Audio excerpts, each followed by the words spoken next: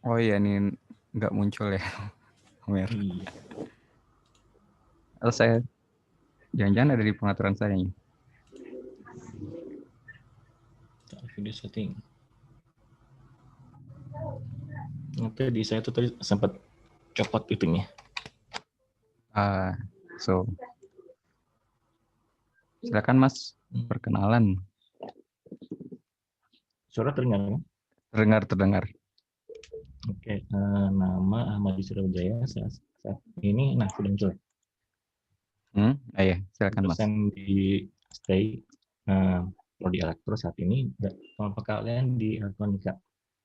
Terus kalau riset interest, saat ini saya sedang mendalami tentang device semiconductor ya, khususnya di bidang fotonik gitu nih.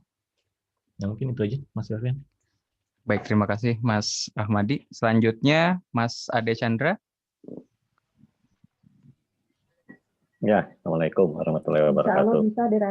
Waalaikumsalam warahmatullahi wabarakatuh. Ya, makasih Mas. Saya Ade Chandra, sekarang Rama dan Mas Ahmadi gabung di STI S3. Riset yang sedang coba di progres itu lebih ke teknologi informasi. Lebih fokusnya di predictive maintenance menggunakan machine learning. Itu dulu mungkin. Makasih. Oke, baik, terima kasih Mas Ade. Selanjutnya perkenalan ke Mas Iwan. Mas Iwan monitor. Halo, Mas Iwan.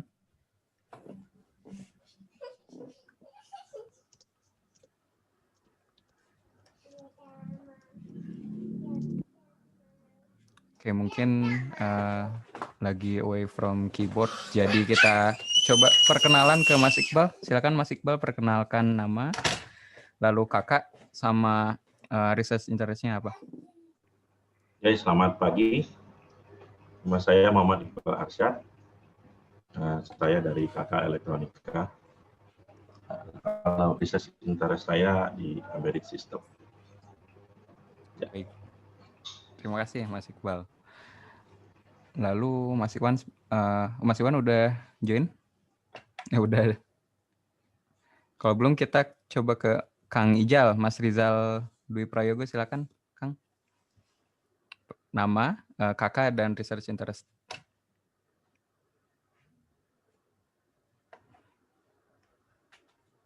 Halo.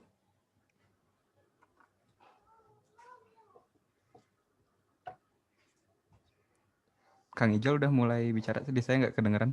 Di yang lain kedengeran nggak?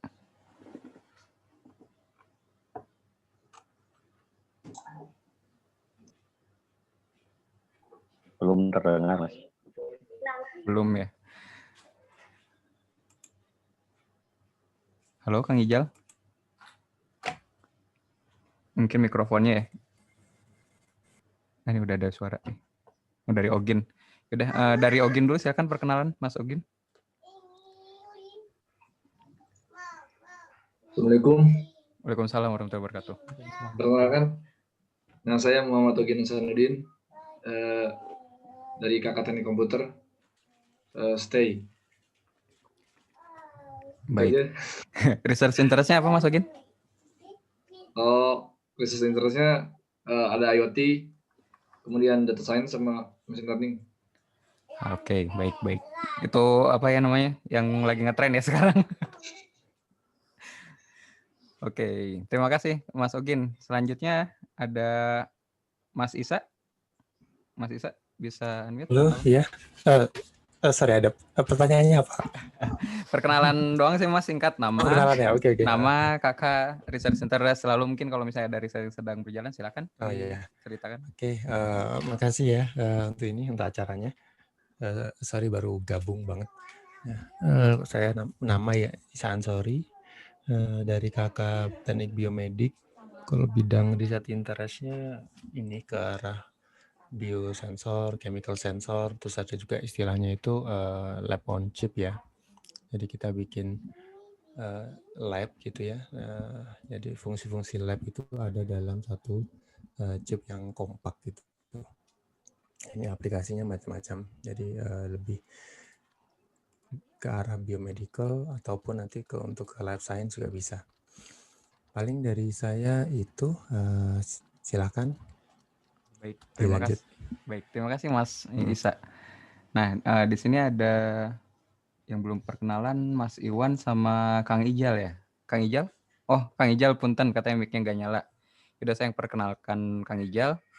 Kang Ijal sekarang itu asmik di saya lupa di informatika ya, saya lupa kakaknya kakak RPL atau kakak IF. Satu lagi kakaknya apa sih namanya?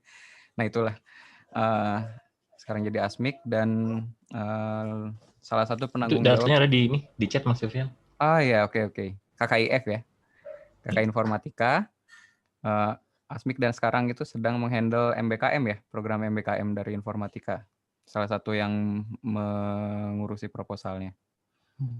Lalu selanjutnya ada Mas Iwan, MBKM. Sorry. MBKM. Selanjutnya ada Mas Iwan, beliau kakak teknik komputer ya Mas Iwan atau kakak TI? Saya lupa. Betul, saya teknik. Nah, silakan. Kakak teknik komputer. Silakan Mas perkenalan sendiri aja kalau udah bisa. Nama Saya Iwan dari Kakak Teknik Komputer. Kebetulan saya sekarang sedang tugas belajar di Seoul National University of Science and Technology, Seoul Gowakide. Riset saya sekarang tentang virtual reality dan artificial intelligence. Gitu. Terima kasih Mas Iwan. Dan ini ada yang baru join juga. Ini Mas atau Mbak ya, Juliati. Silakan perkenalkan nama, kakak, lalu research interest-nya.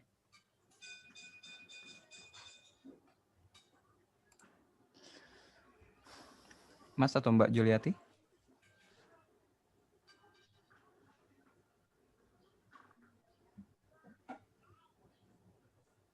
Halo?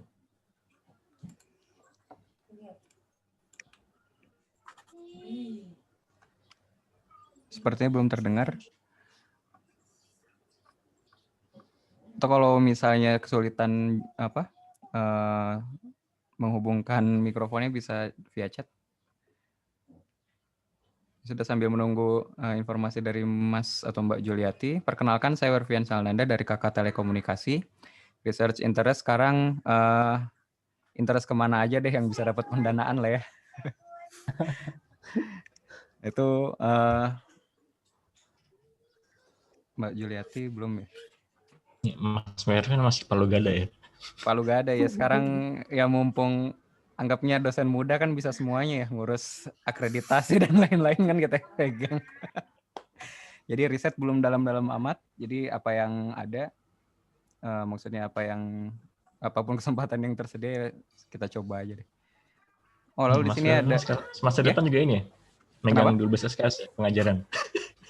Yang tertulisnya 12 SKS. Ntar kalau ada yang S2 kan saya nggak eligible buat ngajar. Cuman ya mungkin diperbantukan gitu, untuk tutorial gitu ya. Oke, ini ada Mas Infal, ada baru lagi join. Silakan Mas Infal, perkenalkan. Waalaikumsalam warahmatullahi wabarakatuh. Ya, perkenalkan nih khususnya untuk Mas Anton, saya dari stay juga dari Kakak Elektronika, Teknik Elektro. Dulu sempat S1 2004 Teknik Elektro, S2 di Malaysia, S3-nya saya di QTech, Kyushu Institute of Technology. Salam kenal. Di Kyushu di bawah. Kalau Mas Anton kan jauh di atas ya, di Sendai ya. Ya salam kenal. Ya saya juga masih belajar, terutama ya Q1 ya, soalnya bidang kita agak sulit ya Q1 dulu ya. Biasa kan kalau bidang elektro kan kebanyakan di conference gitu ya, di conference IEEE sama ya salam kenal. Segitu aja Mas Resian. Baik, terima kasih kembali Mas Infal. Sekarang saya perkenalkan Mas Anton ya, gak enak udah saya minta tolong mendadak, tapi harus memperkenalkan diri sendiri juga. Anton aja sih, Ya Anton. Jadi Kang Anton itu seangkatan sama saya, astronomi 2008. S1-nya 2008, lulus 2012 ya Ton ya. Terus lanjut langsung S2 di ITB juga, dan S3-nya di Tohoku University di Sendai. Nah ini informasi, saya udah share screen kan ya? Sudah. Oke, nah ini informasi detail dari Anton ya. Saya ambil dari CV-nya. Sekarang sudah diangkat menjadi dosen. Anak saya kedengeran suaranya. Sudah diangkat jadi dosen tetap non PNS ya, mulai dari tahun 2020 sampai seterusnya insya Allah. Dan sekarang lagi postdoktoral di Kindai, Kindai University di Jepang. Nah ini dari 2018 sampai 2021. Rencananya bakal langsung pulang ke Indonesia atau postdoc lagi Ton? Wah, langsung ditarik ini Wer. Suganwe bisa postdoc 7 kali gitu kan baru balik. Harapannya.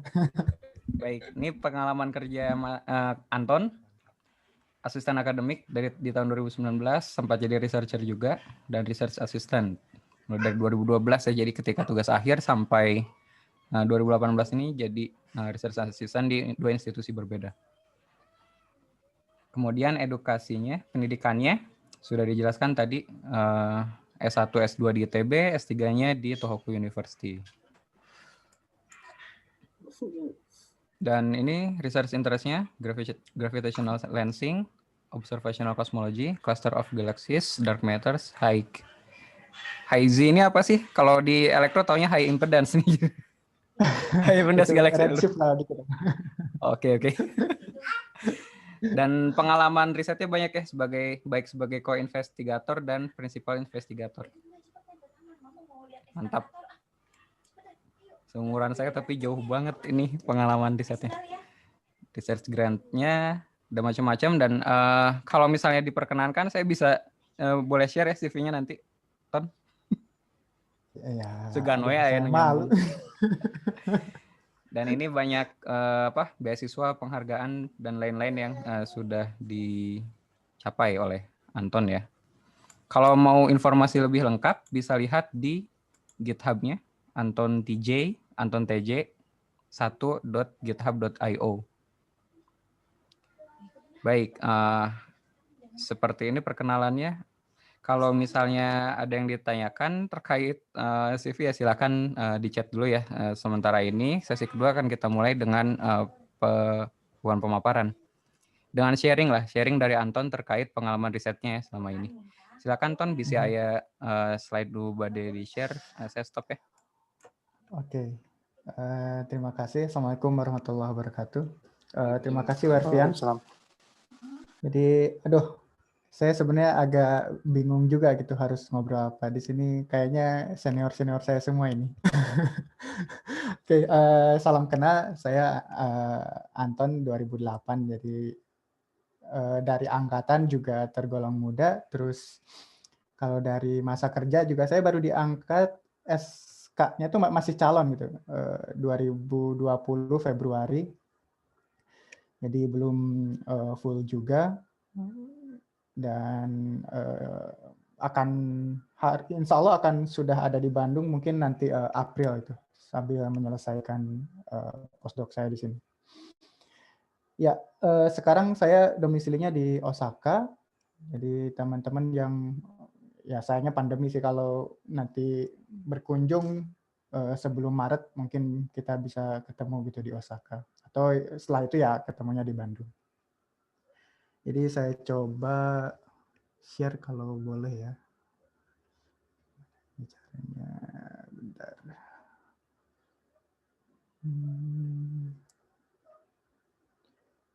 Sebenarnya tidak banyak yang bentar, kok salah.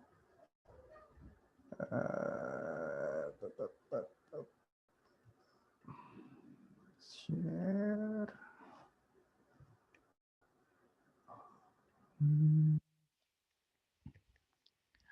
Oke, bisa terlihat ya?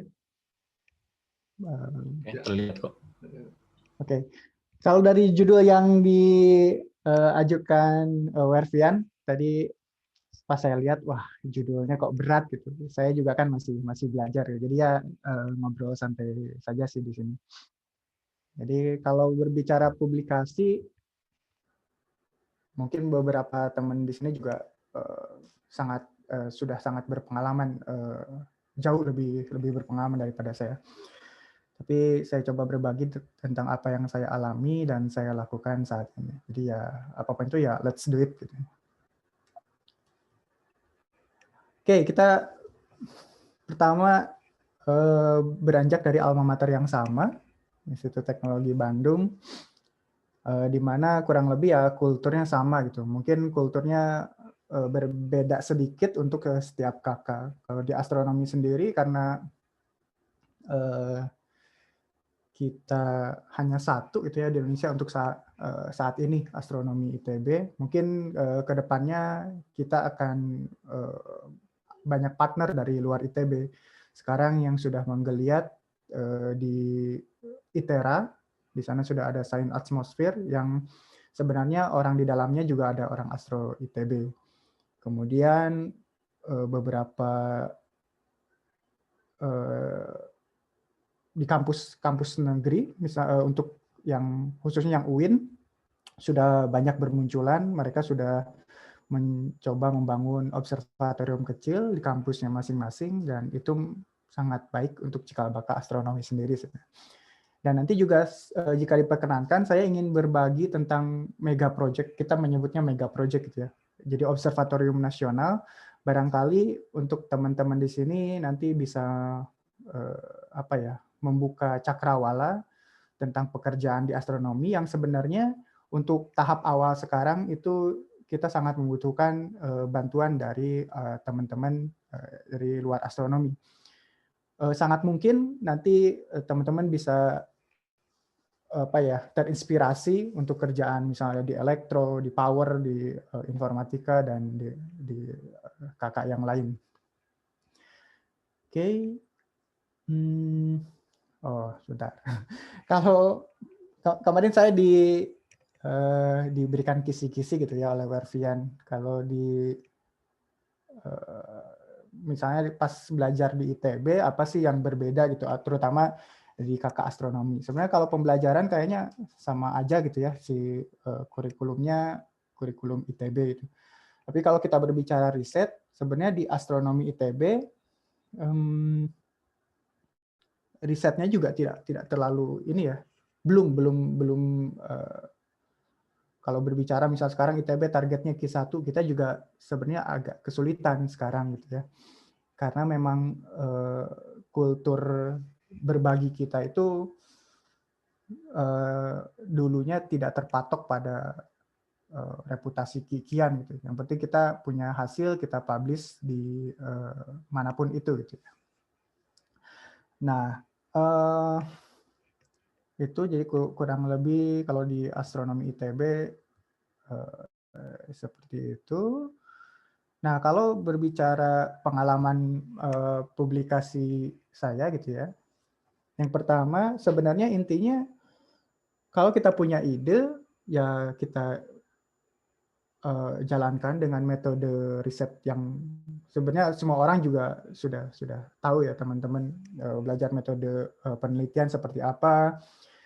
Dan kemudian yang bisa saya sampaikan adalah sebenarnya ITB itu punya standar yang tinggi sebenarnya kalau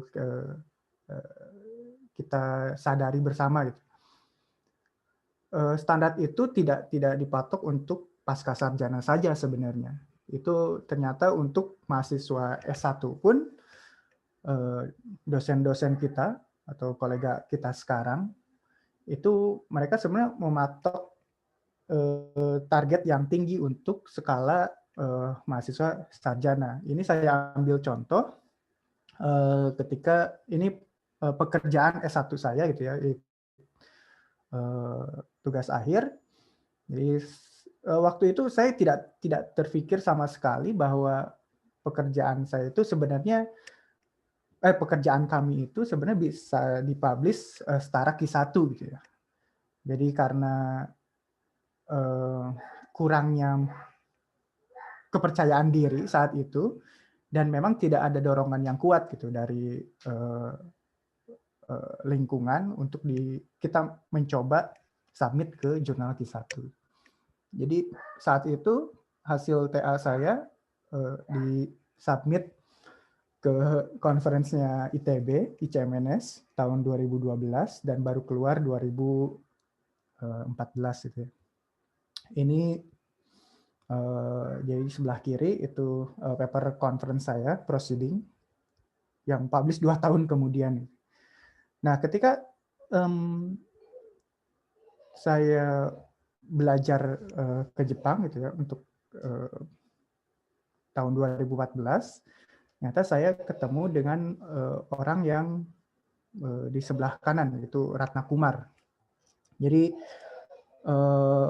orang ini mempresentasikan pekerjaannya, ternyata yang saya lihat pekerjaannya itu mirip banget gitu dengan apa yang saya kerjakan ketika S1. Dia seorang postdoc.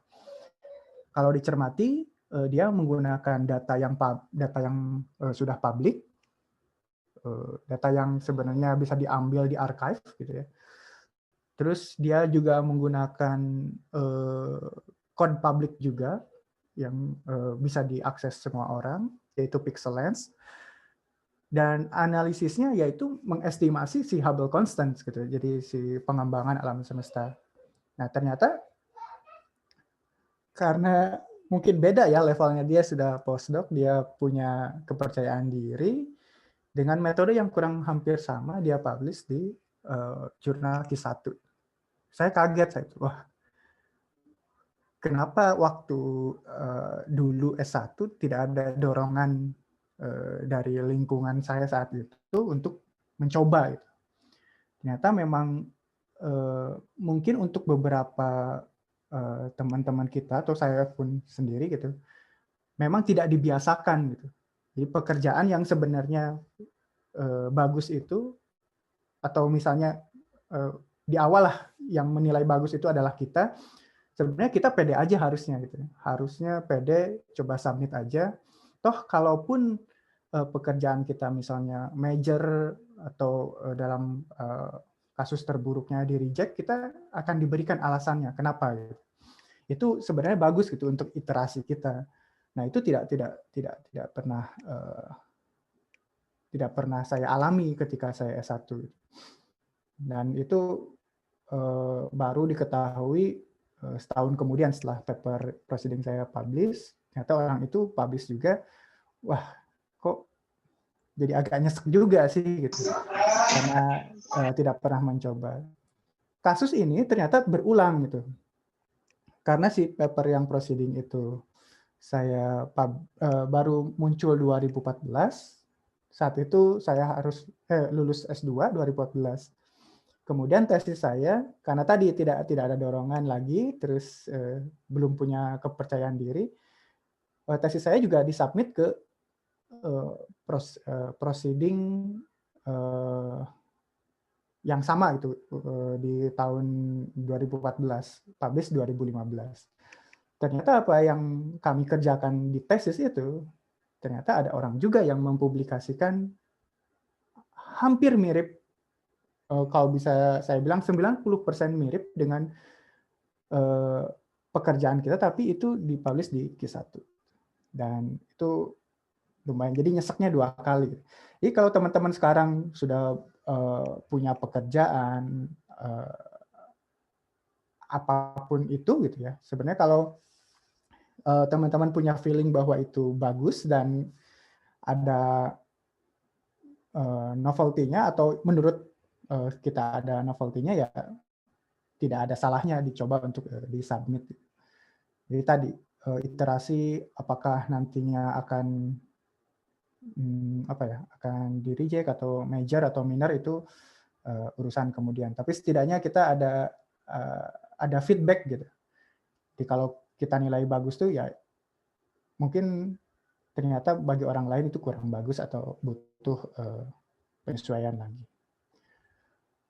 Oke. Nah, kalau berbicara tadi itu paper proceeding gitu ya. Kalau berbicara paper jurnal pertama, saya itu tahun 2014 sebagai co-author.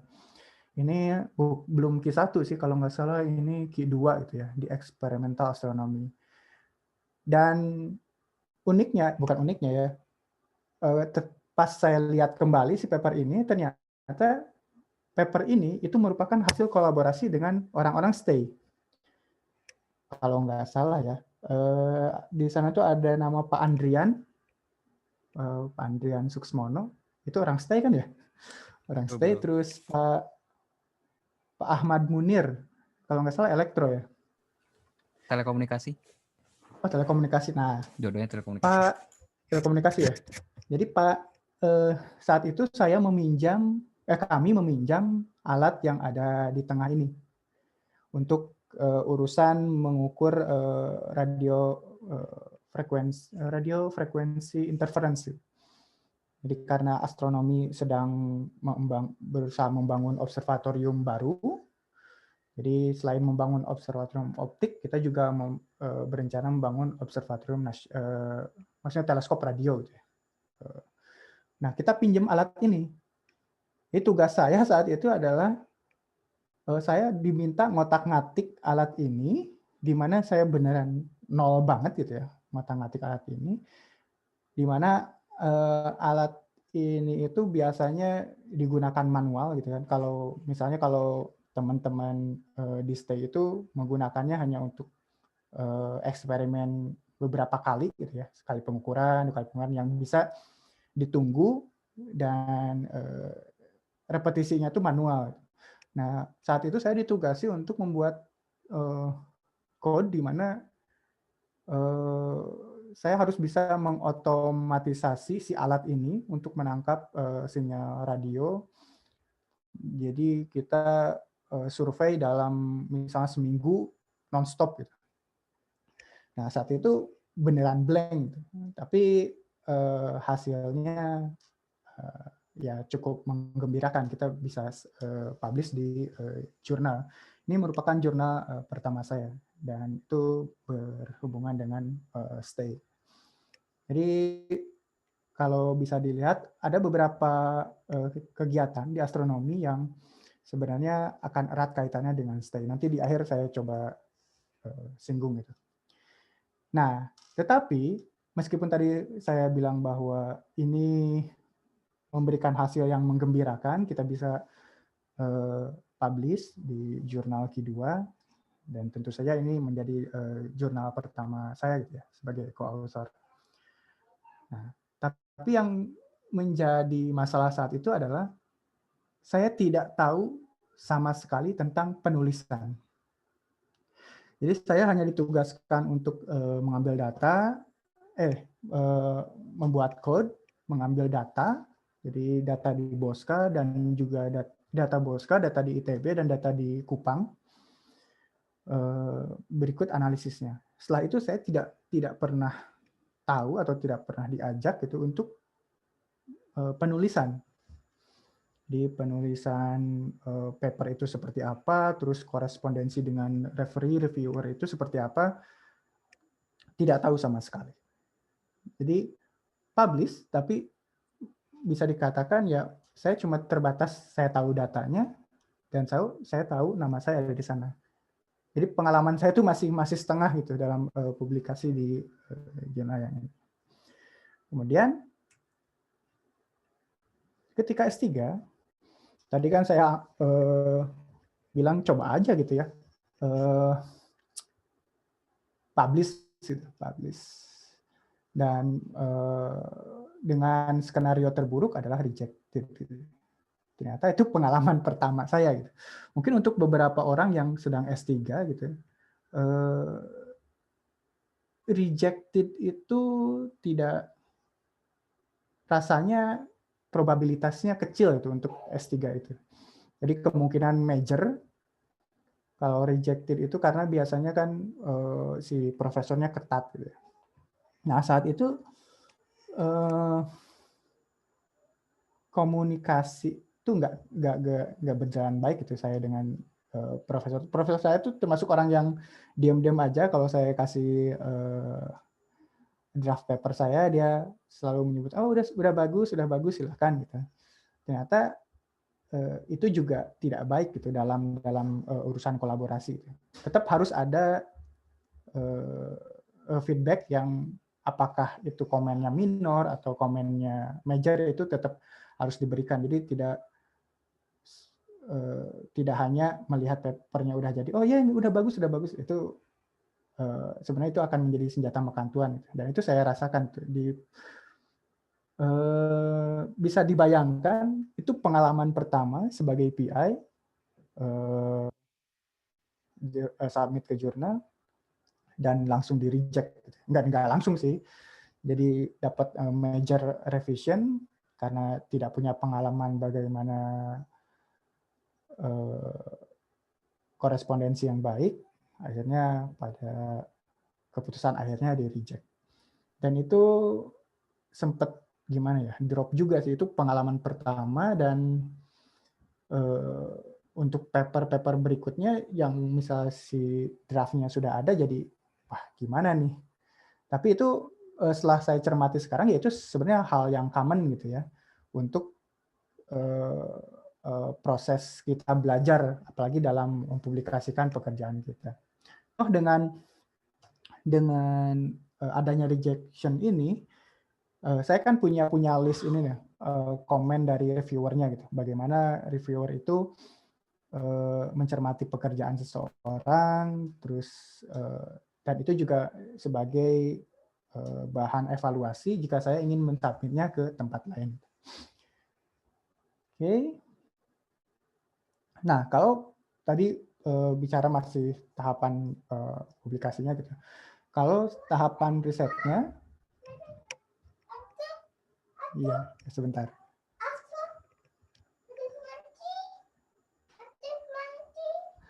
Oke. Iya, bentar. Bentar. Enggak, Ton. Maaf ada gangguan. Nah, kalau urusan riset, pengalaman saya kebanyakan di sebentar. Iya, sini dulu. Maaf ya, Mas. Bentar. Oke, nah kalau riset sendiri, gimana ya saya bilangnya? Ya sebentar, di sana dulu. Iya, diganti itu sana. Sebentar ya, Mas. Ya nggak apa-apa. Oke, kalau urusan riset, kalau S3 kan sebenarnya kita masih di bawah, istilahnya di bawah ketiak profesor kita gitu ya. Kalaupun kita jadi penulis pertama, ya itu masih ada bayang-bayang lah. Nah, urusan riset ini saya coba gitu ya mengambil peran itu ketika saya terlibat kolaborasi internasional. Jadi ketika S3 saya itu tidak bisa dikatakan lebih banyak bekerja itu dengan kolega di luar kampus saya, Tohoku University, daripada dengan profesor saya sendiri. Di profesor saya sendiri tidak terlalu banyak tahu tentang pekerjaan saya malah. Nah, di riset ini ketika ada peluang untuk mengambil peran, saat itu saya ambil. Misalnya contoh ketika dalam suatu diskusi saya kita mendiskusikan sesuatu dan terus dilempar, kira-kira siapa nih yang mau menjadi PI misalnya untuk proposal pengamatan yang lumayan besar gitu ya. Meskipun tidak punya pengalaman, saat itu saya push diri saya pribadi untuk mengajukan nama. Gitu. Oke, saya siap. Padahal di belakangnya itu nggak ada bayangan sama sekali gimana nulis proposal yang baik gitu. Terus bagaimana mencari scientific yang penjelasan scientific yang oke. Karena proposal misalnya untuk teleskop besar yang ada di belakang saya ini itu berada di Hawaii, ordernya 8 meter gitu ya, si cerminnya. Itu dari sekian proposal kalau tidak salah saya sudah mensubmit proposal ke sana itu kurang lebih lebih dari 15 kali, dan satu itu diterima sebagai PI, dan 1, 2, 3 gitu ya diterima sebagai co-investigator. Jadi tidak semuanya mulus gitu. Jadi rejection tadi, yang tadi dari paper, sekarang rejection itu saya dapat dari proposal pengamatan, itu memang menjadi hal yang common gitu. Jadi dalam urusan riset itu, jadi ketakutan kita, wah gimana kalau di reject, itu sebenarnya kalau kita sudah pernah sekali, itu kita akan menganggap ya itu common sih. Kalau reject ya berarti kita memang riset kita belum begitu bagus gitu di mata para expert di sana. Nah ini sebagai contoh dua di antara beberapa proposal kami yang diterima, itu di teleskopnya Gemini. Ini miliknya Gemini, Kanada, Hawaii, Prancis gitu ya.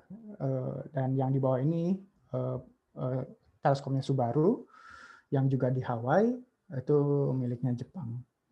Nah, dengan mempush diri kita gitu ya, pasti di belakangnya itu kalau saya berbicara jujur, tentu ada kesulitan yang harus kita yang kita hadapi gitu untuk dalam proses penyiapan proposalnya, mencari idenya dan lain-lain, terus juga iterasi di kolaborasi, itu berbuah manis ketika misalnya kita punya label diterima gitu untuk skala teleskop yang besar. Nah, ketika sudah diterima seperti itu kan akan masuk ke database mereka, kita pernah mengamati, dan itu menjadi list di CV kita.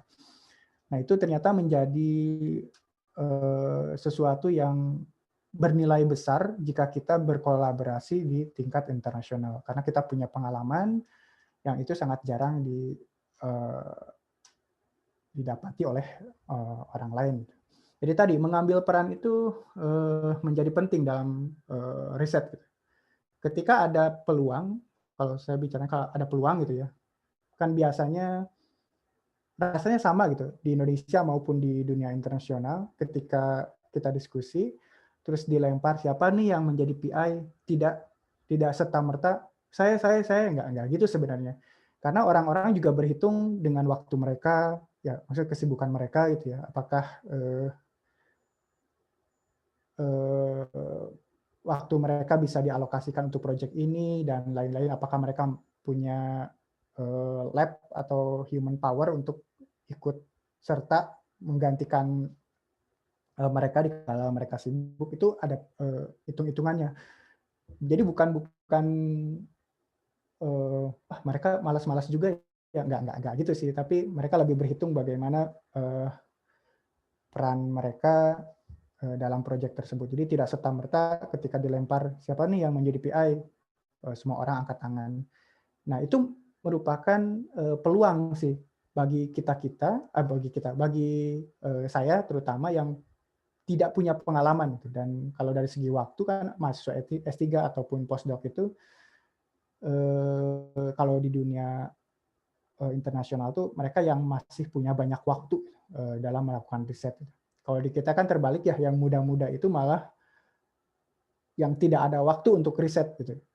Jadi dibebani akademik dan lain-lain. Mungkin ITB sekarang sudah berbenah gitu ya dengan beberapa program yang dikhususkan untuk beberapa dosen muda. Tapi tadi mengambil peran itu menjadi penting. Dan dengan mengambil peran kita juga banyak berbicara di ranah-ranah yang lebih besar gitu. Dan itu baik untuk kolaborasi kita ke depannya nanti.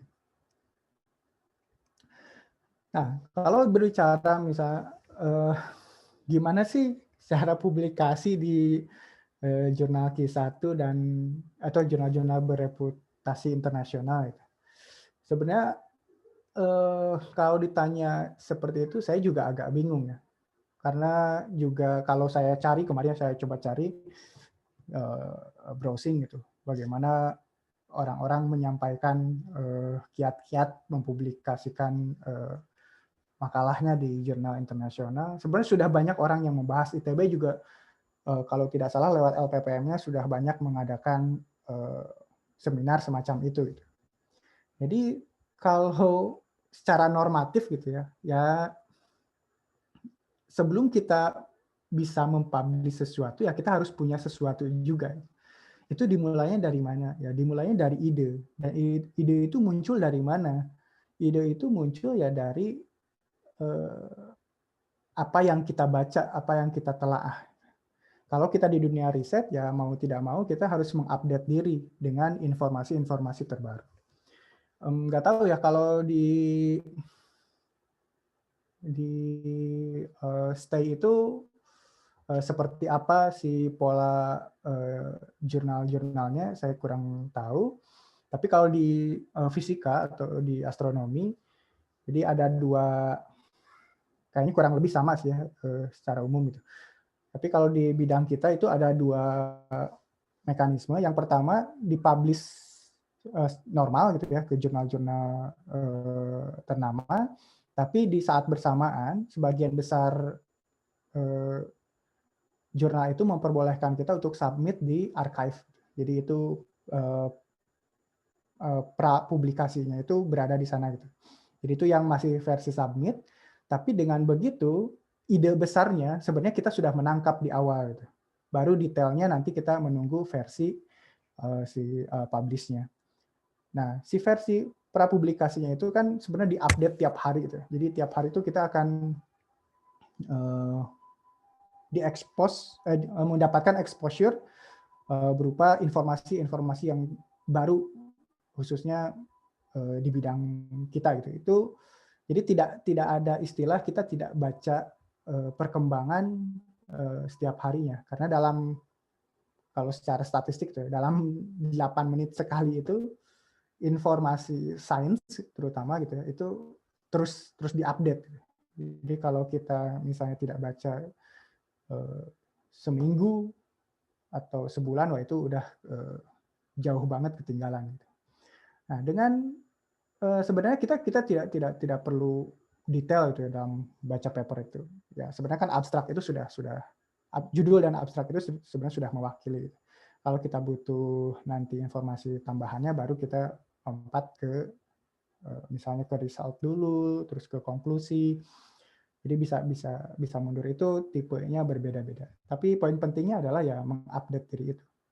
Karena dengan kita membiasakan tadi mengupdate diri berupa membaca perkembangan terbaru, terkadang ide-ide sederhana yang kita sepelekan gitu ya, ternyata dipublish orang gitu. Dipublish orang.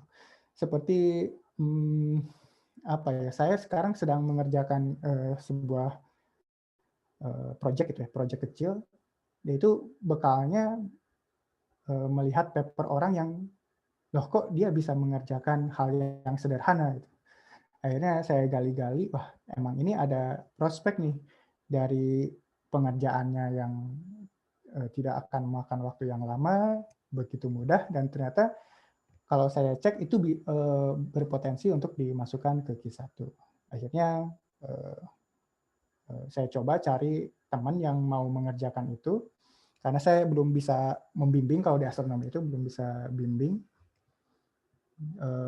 Jadi saya coba cari-cari kolega yang kira-kira tertarik. Kita di poin pentingnya ya mau nggak mau sih mengupdate diri. Jadi setelah kita mendapatkan ide itu, sebenarnya ketika idenya dapat gitu ya, itu akan mengalir si segala macam metodenya dan lain-lain. Karena dari ide besar itu kita tahu nih poin apa yang ingin kita tuju, nah nanti kita akan mencari kira-kira tools-nya apa yang bisa kita gunakan.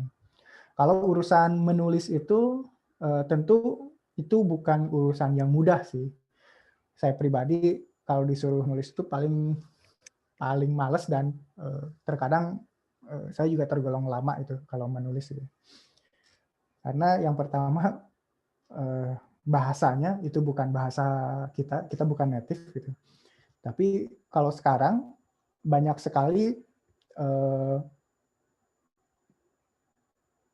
apa ya istilahnya orang-orang yang bisa bantu kita kalau dari segi bahasa gitu ya.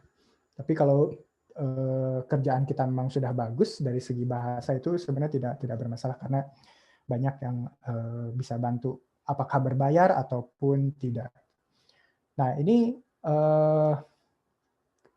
lebih enak lagi kalau kita sudah punya kolaborasi internasional. Kolaborasi internasional yang bisa bantu kita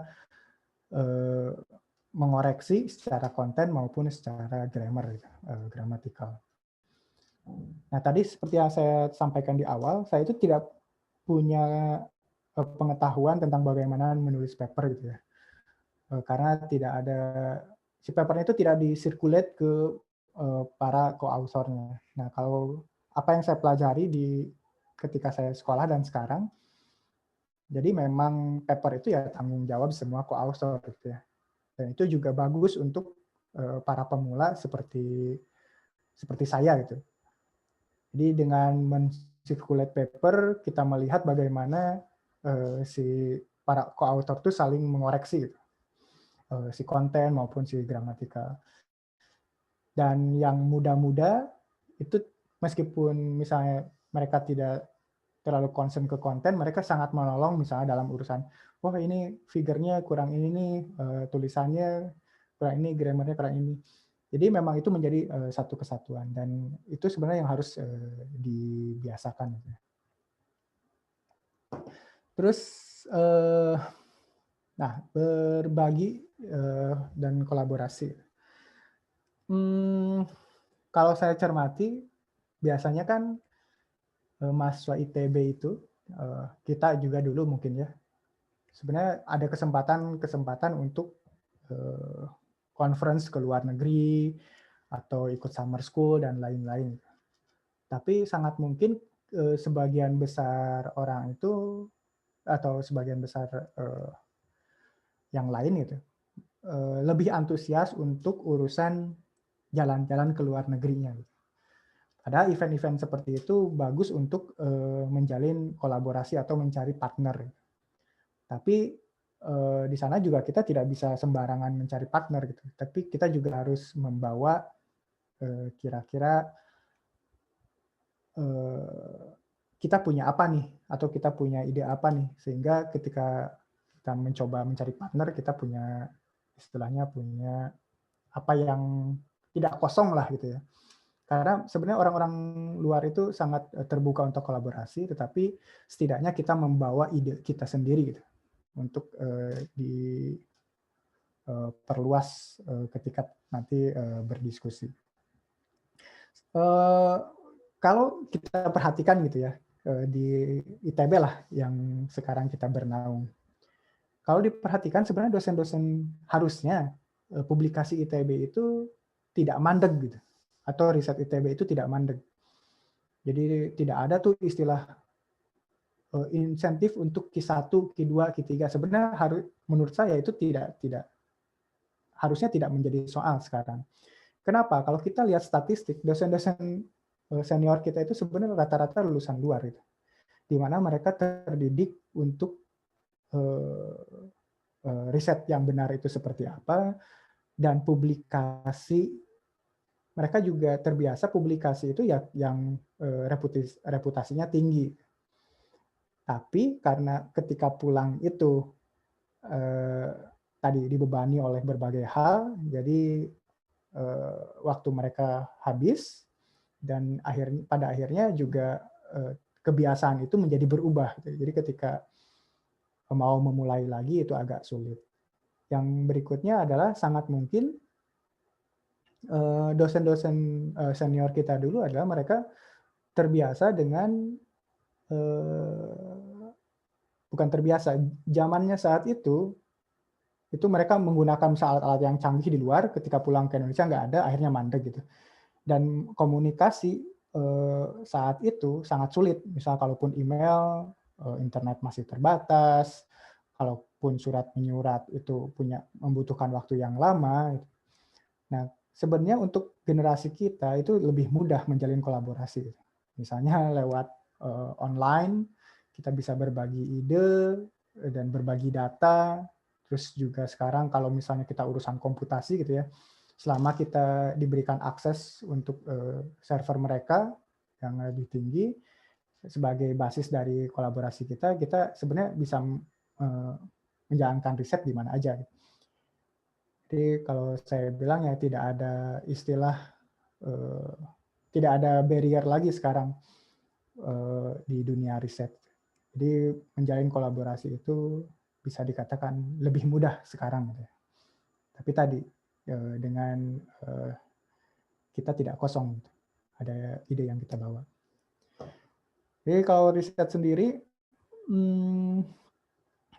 sebenarnya judul besarnya riset gitu ya. Tapi riset itu bukan berhenti di publikasi kalau menurut saya gitu. Maksudnya ketika kita riset, ujungnya publikasi, bukan itu. Tapi apakah kita harus punya pertanyaan besar, yang pertanyaan besarnya itu kita cicil untuk jawab gitu. Kalau di dalam teknik, terus di dalam sains itu kan sebenarnya pertanyaannya akan terus muncul. Gitu. Jadi kita perlu keberlanjutan si riset. Makanya yang dipentingkan itu, yang tadi kalau saya berbicara sebenarnya harusnya tidak ada dikotomi gitu ya, riset kita tuh atau tidak ya didorong bagus sih ke jurnal yang bereputasi tinggi. Tapi untuk beberapa kerjaan kita kan sebenarnya tidak harus ke sana gitu. Selama kerjaan kita masih bisa dilihat orang, kita bisa publish di mana aja sih sebenarnya gitu. Karena untuk Q1 itu untuk jurnal-jurnal besar kan sebenarnya aksesnya terbatas gitu ya untuk orang-orang tertentu. Jadi keterbukaan informasi juga tidak terlalu bagus juga sih sebenarnya untuk jurnal-jurnal besar. Jadi ya gimana ya? Ya memang butuh ya mungkin di tahap ini kita memang butuh mempush karena urusannya reputasi perguruan tinggi dan lain-lain. Oke, di tahap berikutnya saya coba ini mungkin tadi itu normatif aja gitu ya, teman-teman juga sudah tahu. Berikutnya saya ingin berbagi tentang pekerjaan atau yang tadi saya sebut sebagai mega project di astronomi. Barangkali teman-teman nanti akan ada tertarik gitu ya. Oke, pada tahap ini, maksudnya untuk sekarang, saya akan coba mereview tentang apa yang kita punya di astronomi ITB. Yang pertama, mungkin teman-teman sudah tahu gitu ya bahwa kita ini sebenarnya bukan milik astronomi ITB aja gitu ya. Ini milik ITB sekarang, yaitu BOSCA Observatory ITB di Lembang. Jadi kalau teman-teman sempat main ke sana, kita punya gedung yang disebut sebagai kupel, yang ini menjadi ikon astronomi Indonesia. Ini didirikan 1923, jadi 2023 itu merupakan 100 tahun BOSCA gitu. Jadi kita ingin mencanangkan sebagai 100 tahun astronomi Indonesia. Ternyata tidak hanya teleskop di Kubah ini, kita juga memiliki beberapa teleskop yang besar. Contohnya di sebelah kanan ada 3 yang atas itu merupakan teleskop yang di dalam si gedung utamanya. Kalau yang 2 lagi itu teleskopnya panjang dan besar, itu terpisah gitu, tapi tetap di lingkungan Observatorium BOSCA. Dan juga ada teleskop, kalau teman-teman lihat di sebelah kiri gedung itu ada teleskop Goto. Nah, sebenarnya teleskop ini powerful, tapi teleskop ini sekarang mati suri.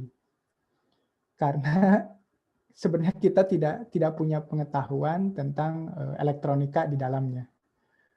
Dan sekarang kan sistemnya juga sudah baru gitu, harusnya sudah diupdate dan lain-lain gitu. Kita di astronomi bisa dikatakan belum bisa nih mengotak-ngatik si teleskop ini. Padahal jika kita bisa memperbaikinya gitu ya, nggak tahu nih elektroniknya atau apa, kita bisa mengerjakan pekerjaan sains yang lebih baik lagi. Kemudian meskipun ini ikonik, tapi si cerminnya itu ukurannya 60 cm. Jadi sangat kecil untuk ukuran teleskop-teleskop dunia saat ini. Di mana teleskop yang tadi saya pakai itu order 8 meter, dan sekarang Jepang sedang membuat teleskop yang ordernya 30 meter, dan Eropa 40 meter. Jadi praktis ini menjadi teleskop yang imut-imut kalau kita ingin riset di frontier. Nah, kemudian juga masalahnya adalah polusi cahaya.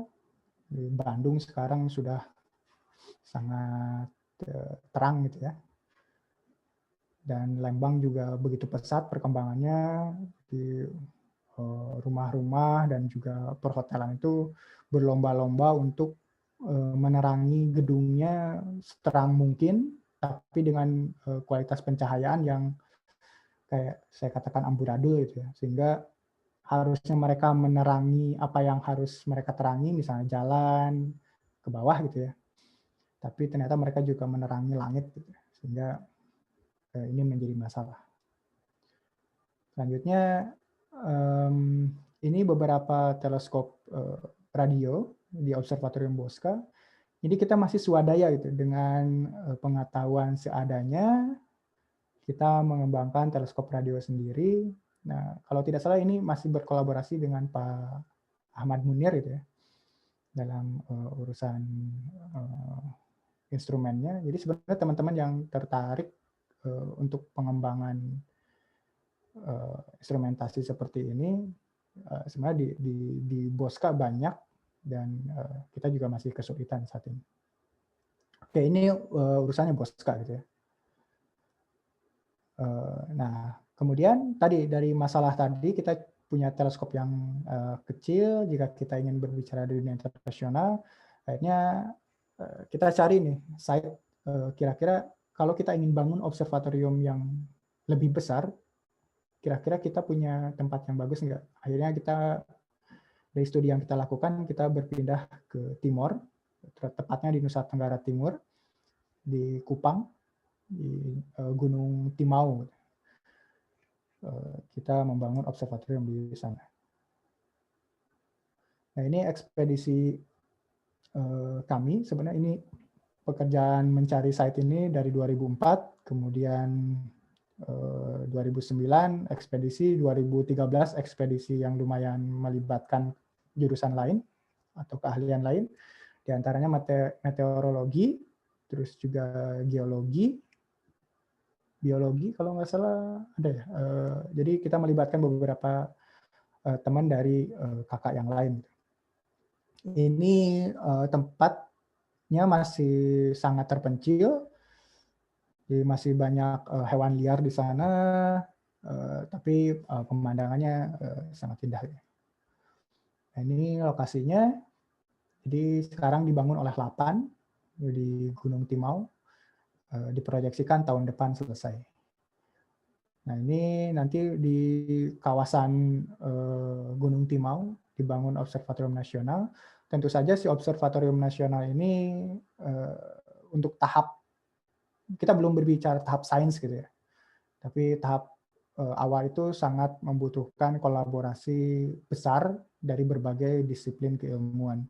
Misalnya di Kupang itu atau di area ini sebenarnya belum ada listrik. Dan kalau kita berbicara apa ya, listrik, berbicara PLN, mau nggak memasang jalur listrik ke sana karena kan pembangkitnya juga jauh katanya. Itu secara hitung-hitungan ekonomi sebenarnya PLN nggak mau gitu. Karena yang menggunakan hanya OBNAS saja, sedangkan masyarakat di sana kan bisa dikatakan ekonominya belum memadai untuk membayar listrik gitu ya. Jadi apakah itu menjadi masalah? Ya tentu saja masalah karena si operasional atau kita membutuhkan energi yang besar untuk mengoperasikan si operasi ini. Oke, selanjutnya ini juga ada Science Center di Kupang juga sebagai tempat atau markas besarnya lah. Markas besar dari si observatorium nasionalnya. Lokasinya ini lebih dekat ke pusat kota Kupangnya. Lagi-lagi di sini juga ada teleskop kecil dan ya infrastruktur di sana masih dibilang jauh tertinggal dari Jawa, jadi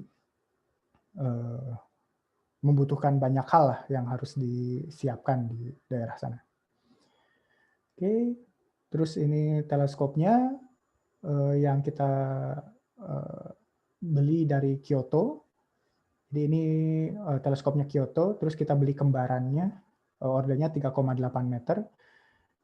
Jadi teleskop itu kalau datang ya butuh pengecekan dari segi instrumentasinya gitu ya. Instrumentasinya itu kayaknya teman-teman dari STAY bisa ikut bekerja sama. Soalnya si Observatorium Nasional ini perjanjiannya atau MOU-nya itu di level ITB gitu. Jadi tidak terbatas di level astronomi ITB, tapi di level ITB dan juga level fakultas. Jadi fakultas lain juga bisa ikut berkontribusi kalau mereka punya ide untuk pengembangan si instrumennya. Dan juga tentu saja data astronomi itu sangat besar. Kita berbicara big data. Tadi saya dengar juga teman-teman banyak yang mengajarkan machine learning dan sebagainya. Saya juga sekarang sedang menulis beberapa pekerjaan tentang machine learning di astronomi. Jadi kita sebenarnya bisa join juga. Kemudian data itu kita juga butuh bandwidth, maksudnya jalur telekomunikasi yang super wah gitu ya. Kalau teman-teman dengar misalnya NASA gitu ya, NASA kan misalnya dalam urusan internet kayak gitu kan mereka kencang banget gitu. Karena data-data astronomi juga sangat besar dan kita butuh jalur transfer yang memang cepat gitu. Jadi itu menjadi PR, masih menjadi PR sekali bagi kita karena kita sebagian besar hanya baru bisa mengerjakan level scientific astronominya, belum ke level-level yang instrumentasi dan sebagainya. Ini kondisinya nanti OBNAS itu akan kurang lebih seperti gambar yang di bawah. Ini merupakan gambaran yang Kyoto. Nah, yang OBNAS sekarang, si gedungnya pondasinya sudah ada, si gedungnya udah hampir selesai, sambil secara paralel pemerintah juga membuat jalannya gitu. Karena di sana praktis tidak ada jalan yang mulus. Jalannya tuh batunya masih besar-besar. Oke, kita juga kolaborasi dengan Manchester untuk urusan public outreach. Kita juga harus mengedukasi, karena harapannya Observatorium Nasional itu bukan hanya mainannya orang astronomi atau mainannya orang sains gitu. Tapi diharapkan ada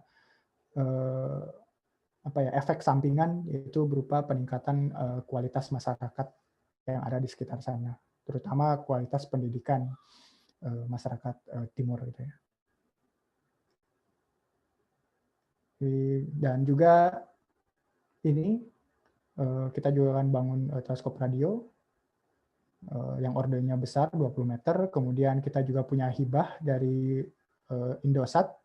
Jadi Indosat menghibahkan satu antenanya yang nanti akan diakuisisi oleh Astronomi ITB untuk dijadikan sebagai teleskop radio. Jadi sebenarnya banyak pekerjaan yang bisa melibatkan banyak orang, dan saya rasa ini kedepannya akan relevan juga untuk kolaborasi dengan teman-teman STAY. Ya, mungkin itu dari saya kembalikan ke Ervian, silakan. Baik, terima kasih untuk Anton ya, Mas Anton, dari sharing dan paparannya. Dari situ juga kita bisa melihat bahwa banyak sekali peluang-peluang kolaborasi, tidak terbatas di satu fakultas saja, bisa antar fakultas seperti tadi contohnya. Untuk astronomi kita bisa berkontribusi di bagian instrumentasinya misalnya seperti itu. Lalu banyak hal lain yang perlu kita highlight ya Misalnya tadi ya kalau dulu riset dosen-dosen kita itu bisa mandek karena masalah komunikasi lah atau masalah lain, dan mungkin saat ini kita sudah sebaiknya kita mungkin bisa menanggulanginya dengan kemajuan teknologi ya. Lalu hal lain yang perlu saya highlight lagi adalah publikasi itu bukan ujung dari riset. Jadi bukan berarti karena kita ditarget Q1, setelah kita publikasi Q1 risetnya selesai, enggak seperti itu, tapi akan terus menerus berkelanjutan, dan ya kita bisa bilang sebagai publikasi Q1 itu sebagai dampak doang ya. Sedangkan prosesnya itu akan terus berjalan. Nah, oke. Sekarang kita masuk ke sesi tanya jawab. Ada beberapa pertanyaan di chat. Nah, ini saya akan tanyakan satu persatu ya, Ton. Yang pertama dari Kang Ijal. Kang Anton masih main suling lah. Ini Kang Ijal LSS ya? Nuhun. Kang Ijal 2006. Oh iya. Aduh, udah enggak kan? Udah enggak ya? Sama sih. Jadi Anton, saya, dan Kang Ijal tuh dulu satu tim ya, Ton ya, buat pagelaran 2009 kalau salah. 2009 ya. Betul. Oh iya, Yaudah. betul. Seperti itu Kang jawabannya, sudah tidak main suling lagi karena udah sibuk mainin teleskop kali. Lalu pertanyaan dari Mas Ahmadi. Jika ada draft paper yang di-reject, apakah data atau diskusi pada draft tersebut dapat diajukan pada jurnal lain sesudah revisi? Nah, mungkin silakan Anton, siapa tahu berpengalaman. Oh, ya, terima kasih atas pertanyaannya tadi, Mas siapa ya? Ahmadi. Mas Ahmad ya.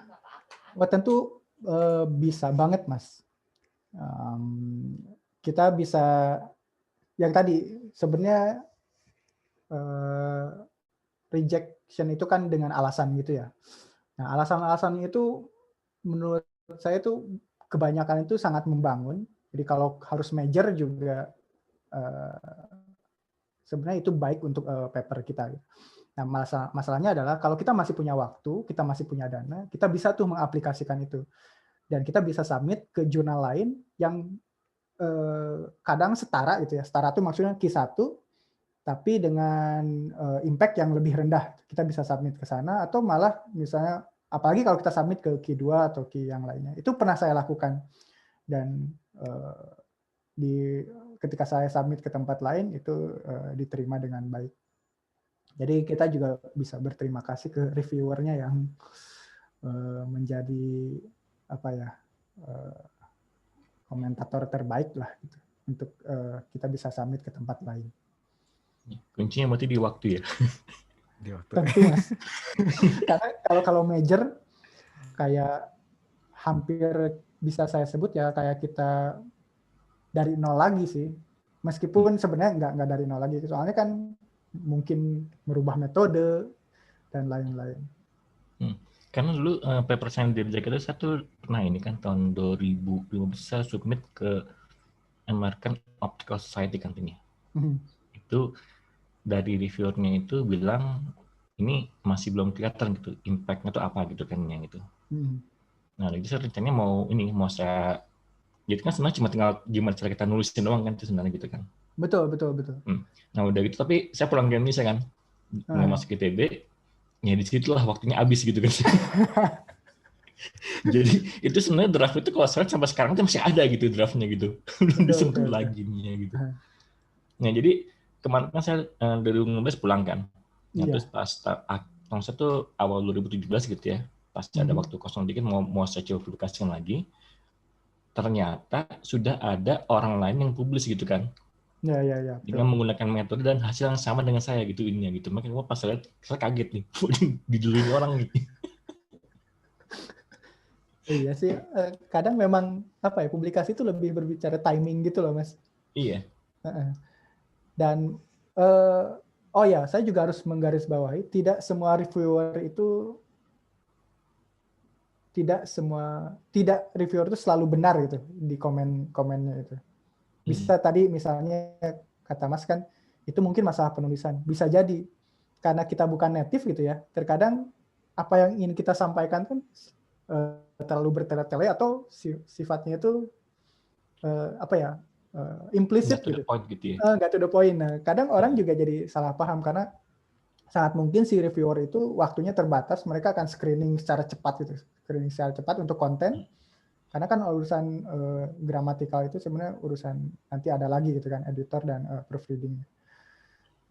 Jadi Ya, ya emang kalau saya lihat dari persiapan paper itu paling cepat tuh saya juga mungkin bisa tuh sekitar 4 bulan itu biasanya gitu. Biasanya bulan pertama itu bikin draftnya, nah sisanya itu biasanya itu editing, terus proofreading dan lain sebagainya gitu. Itu yang bikin lama gitu biasanya gitu. betul. Apalagi kan kalau kolaborasi besar itu kita nggak cukup sekali gitu ya. Circulate si paper tuh ada lagi gitu. Ya, dikirim ke Targetnya, kolaborator, sebulan kemudian baru nyampe gitu kan. betul. Jadi yang namanya publikasi itu dinamis sih memang. Kita targetkan setahun bisa molor. Sebenarnya kalau kasus seperti Mas, saya juga masih ada beberapa draft yang ya itu karena berlarut-larut gitu, akhirnya jadi nggak berani dipublish gitu loh.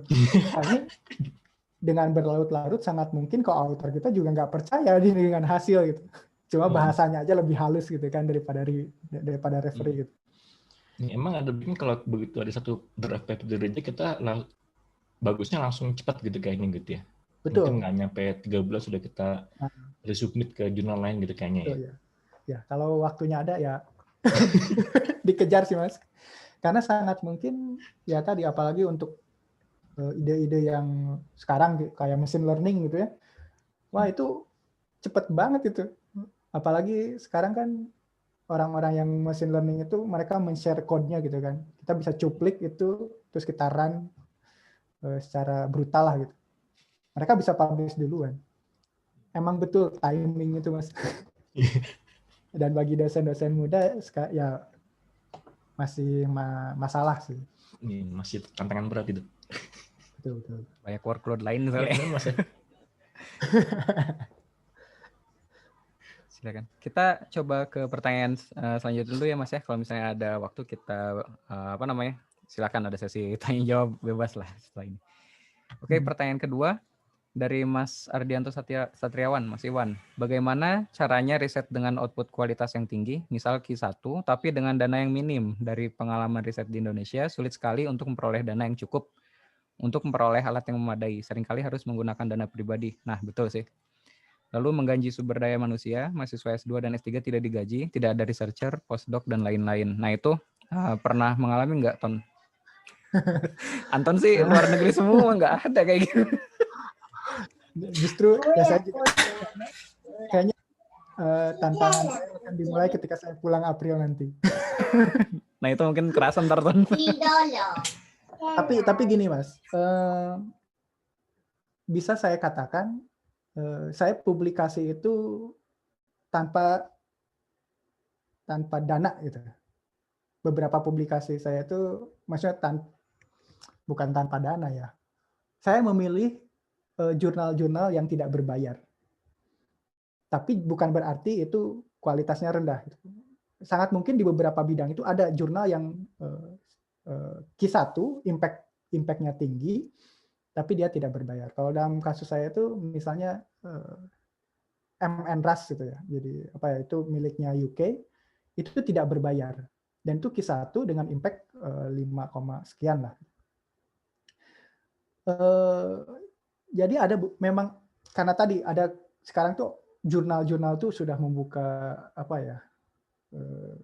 keterbukaan informasi gitu. Karena kan sudah banyak kritik juga itu sebagai neoliberalisme gitu ya. Jadi ada yang memonopoli karena penerbit gitu, biasanya penerbit yang memonopoli ya masalah itulah pembayaran si jurnal tadi. Jadi beberapa jurnal yang besar itu sudah memberikan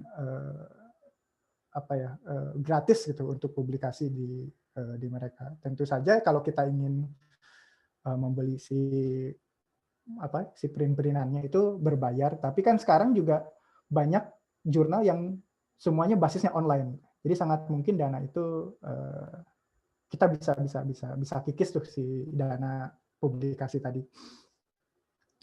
Kalau tadi kita tidak punya alat yang memadai, gimana ya saya jawabnya? Itu poin penting kolaborasi, Mas. Misalnya gini, saya punya pengalaman. Sekarang saya di Jepang gitu ya. Saya punya beberapa akses untuk ke teleskop besar. Gitu. Jadi saya bisa submit proposal tanpa saya memperdulikan biaya apapun itu. Tapi kalau saya pulang ke Indonesia, itu ketika saya submit ke ke teleskop besar, saya tidak punya akses tuh. Bahkan untuk submit pun saya tidak boleh gitu. Karena itu khusus konsorsium yang negaranya membayari funding mereka gitu.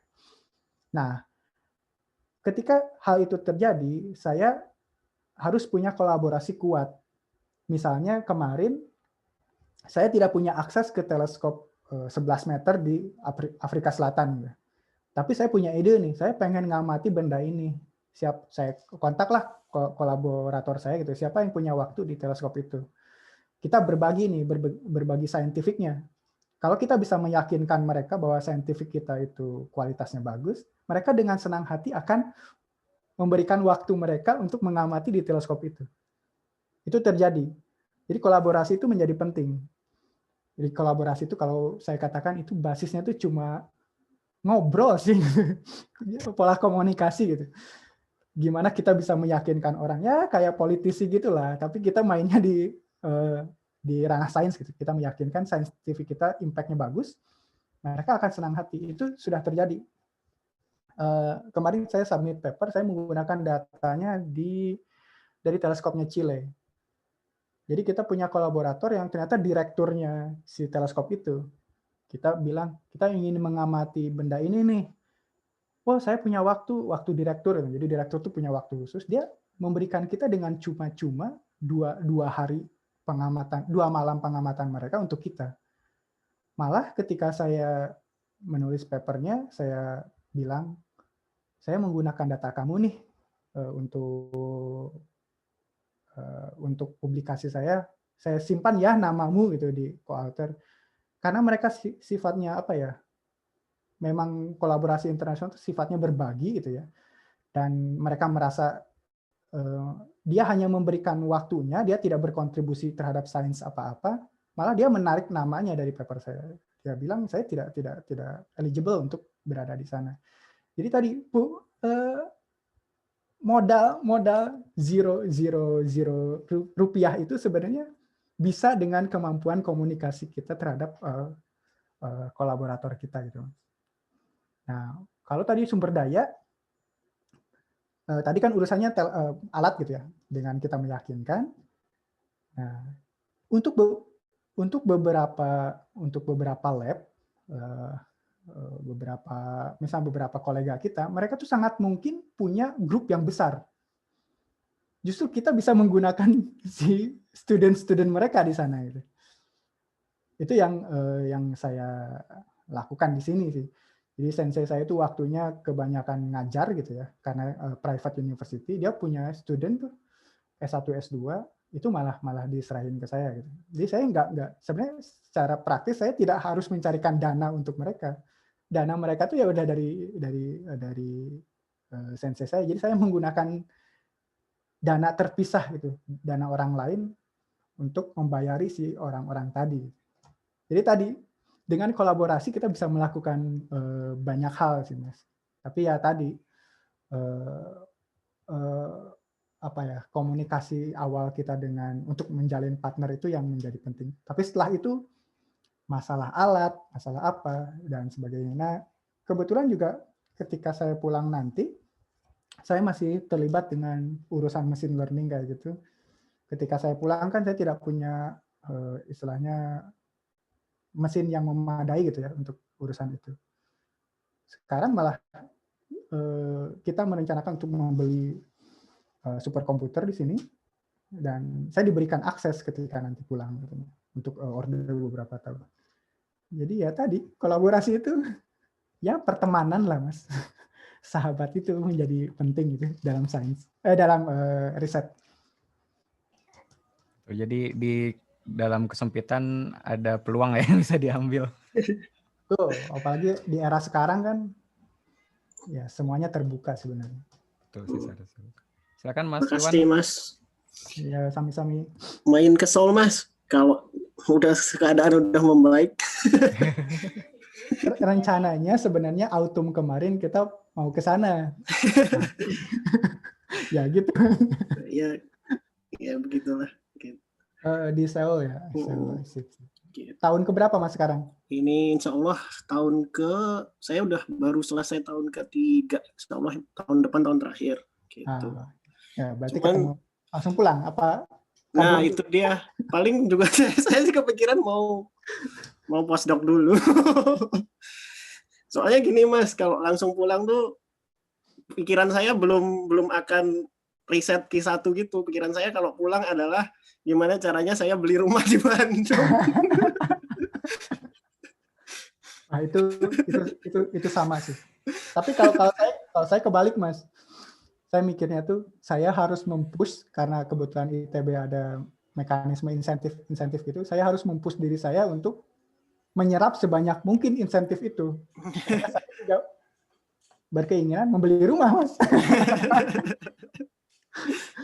Di balik itu lah ya. Baik. Kita ke pertanyaan ketiga dari Mas Infal. Apakah untuk dapat publikasi di jurnal bereputasi perlu penekanan lebih pada sisi sainsnya? Sebagai contoh, jika kita mempublikasikan aplikasi engineering di jurnal bereputasi, konten matematika dan fisikanya harus solid dan mendalam. Nah, bagaimana Ton pengalaman sejauh ini? Tapi Anton dari sains sih. Yes, sains ya.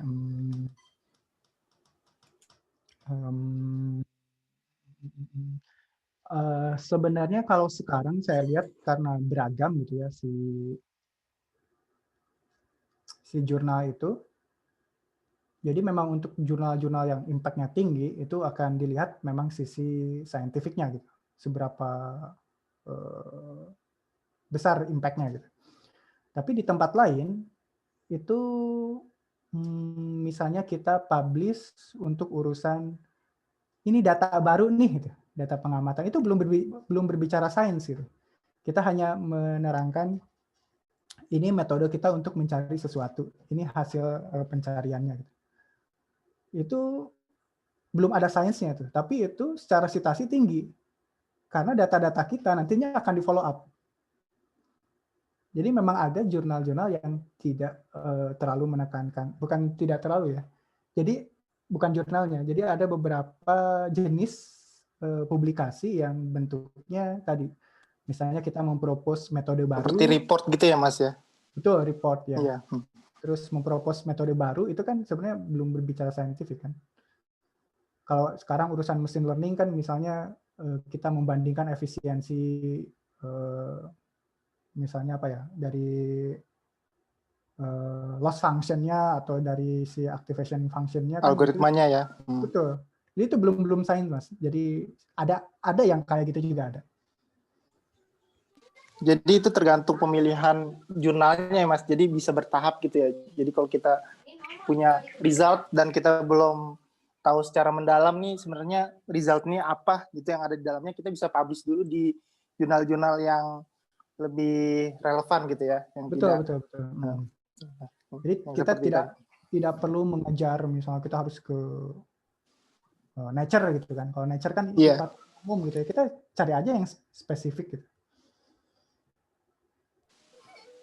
Baik. Dulu ada follow up nih dari Mas Infal ya, pertanyaan selanjutnya. Bagaimana tahapan-tahapan itu ya? Bagaimana tahapan-tahapan mengkorelasikan hasil-hasil eksperimen kita dengan penjelasan sains yang solid? Halo? Ini saya yang stuck atau Anton tiba-tiba diem? Halo, Ton? Putus kan ya? Oke, ya, misalnya kalau saya lihat yang Mas Infal kan bilangnya IC design katanya kan? Iya. Emang kalau mau sampai ke publikasi itu syarat minimal ini biasanya buat IEEE itu harus sudah sampai ke ini apa sih cetak IC-nya gitu. Nah itu biayanya nggak murah itu. Berapa Infal buat sekali cetak di TSMC? Ya itu ya 500 juta gitu, itu memang yang tadi ditanyakan Mas Andrianto juga sih. Jadi perlu kolaborasi ya buat bisa menghasilkan publish di sekolah. Ya buat tepat sendiri kan itu juga baru sekali tepat kan nih. Anton keputus, kita tunggu sebentar, gak apa-apa ya? Sama mungkin nanti ketika ada tanya jawab, boleh ada follow up question, tapi satu aja ya. Soalnya Anton katanya bisa sampai 10:30 doang. Kasih Bapak aja nih, Bapak A. Bapak A. Tinggal 10 menit lagi dong. Ya tapi ya mudah-mudahan bisa di-extend. Bapak A. Ya emang kalau tadi dilihat emang kunci utamanya ini sih. Kita harus ada waktu dan bisa fokus di situnya gitu. Ya, selamat datang kembali Anton. Sorry. Oke, ini ada follow up question dari Mas Infal ya. Tadi yang bagaimana tahapan-tahapan mengkorelasikan hasil-hasil eksperimen kita dengan penjelasan sains yang solid. Penjelasan sains ini seperti model matematik atau fisikanya. Mungkin ada saran, Ton? Solid. Bentar. Sarannya, kalau saya, kalau cara saya sih, bukan tadi, dari studi literaturnya, kalau saya akan mencari terus si cabang-cabang si paper, misalnya paper rujukan saya ketika saya punya hasil saintifik gitu ya, terus saya bandingkan dengan hasil observasi dengan hasil teoritik, saya akan mencoba menggali si teoritiknya tadi. Jadi nanti akan ada celah-celah, misalnya ternyata hasil saintifik saya itu akan berpengaruh pada suatu parameter tertentu, maka saya akan gali si parameter tersebut dari, kan biasanya kalau paper sekarang lebih mudah gitu ya, paper dia referensinya kemana, nah referensinya itu yang akan terus saya gali. Jadi seperti mengupdate equation ya. Jadi seperti mengupdate equation. Jadi misalkan kita eksperimen tentang, ya tadi kan Mas Anton kan banyak kayak capture angkasa, planet-planet gitu ya. Kan sebelumnya udah ada previous works-nya. Nah, di situ juga ada Betul. Penggalian dari sisi sainsnya. Nah, di situ kita coba update ya. Jadi kita improve yang punya orang tersebut ya. Oke. Terima kasih, Mas. Kalau dalam kasus saya di beberapa publikasi terakhir itu, misalnya objek saya tuh sebenarnya tidak secara konfigurasi common tuh gitu ya. Saya coba nih cari-cari dilihat dari paper yang lain apa sih yang unik gitu. Saya coba-coba, oh ternyata dari ukurannya yang berbeda. Dari sana saya coba nih dengan relasi yang ada, harusnya objek saya jadi kita cobalah dengan relasi yang sudah ada, kita coba dengan hasil-hasil kita. Kalau memang dari hasil-hasil tersebut memang kita tidak bisa mereproduce si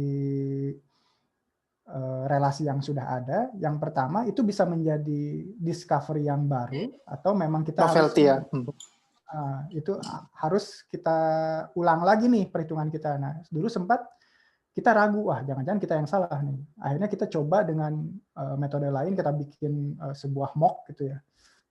Mock system, kita coba dengan hitungan kita. Ternyata hitungan kita nggak bermasalah nih dengan mock yang secara teoretik itu sudah diketahui parameternya dengan baik. Gitu. Berarti memang kita jadi bentuk validasi, betul, bentuk validasi itu bisa bermacam-macam sih, Mas. Baik, makasih Mas Anton. Ya, sami-sami. Baik, terima kasih Mas Infal. Mas Anton, waktunya masih ada 5 menit dan ada sekitar 3 pertanyaan yang belum. Bisa extend nggak atau mendesak nggak? Boleh. Boleh ya? Oke, kita lanjut ke pertanyaan berikutnya dari Kang Ijal, Mas Rizal Dwi Prayogo. Untuk bisa publish jurnal bereputasi QQ1, Q1 sampai Q4, tentu butuh waktu yang panjang, mulai dari review sampai notif, dan belum tentu accepted. Apa strategi yang bisa kita lakukan sambil proses menunggu itu supaya tetap ada progres atau output lain? Sambil menunggu ya?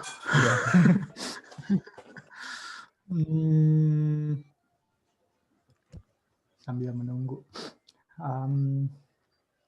Agak tahu ya. Jadi ada dalam kasus saya itu ada ketika kita mengerjakan paper, kadang kita membatasi, kita hanya ingin membahas ini aja gitu.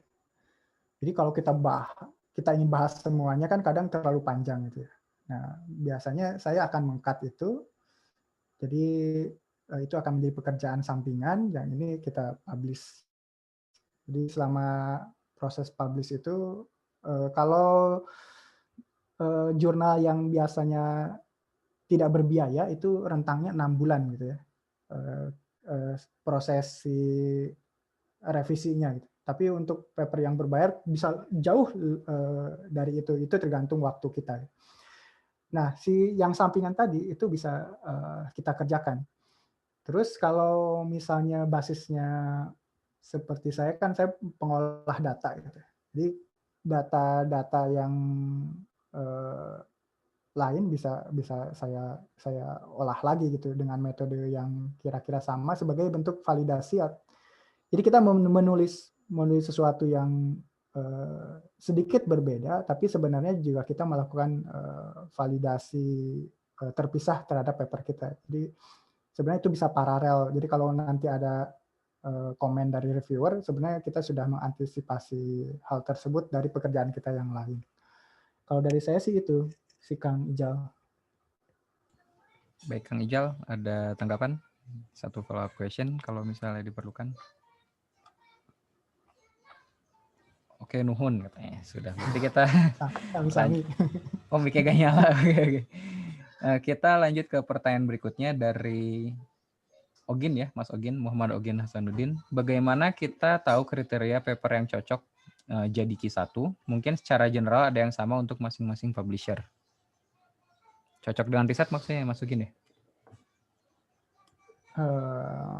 Misalnya kerjaan kita cocok nggak untuk si Q1 gitu? Iya. Ya gitu, benar-benar gitu.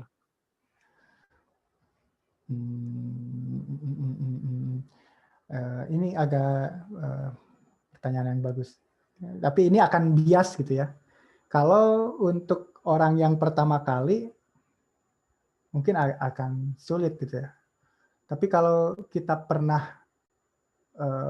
beberapa kali, gitu, kita akan melihat sebuah pola gitu. Jadi ternyata jurnal Q1 ini untuk tadi untuk tataran dia metode sederhana gitu, dia bisa tuh publish gitu. Dia hanya menghitung parameter yang misalnya dengan metode MCMC gitu atau dengan metode statistik yang sederhana, dia bisa publish. Itu akan ketahuan sih.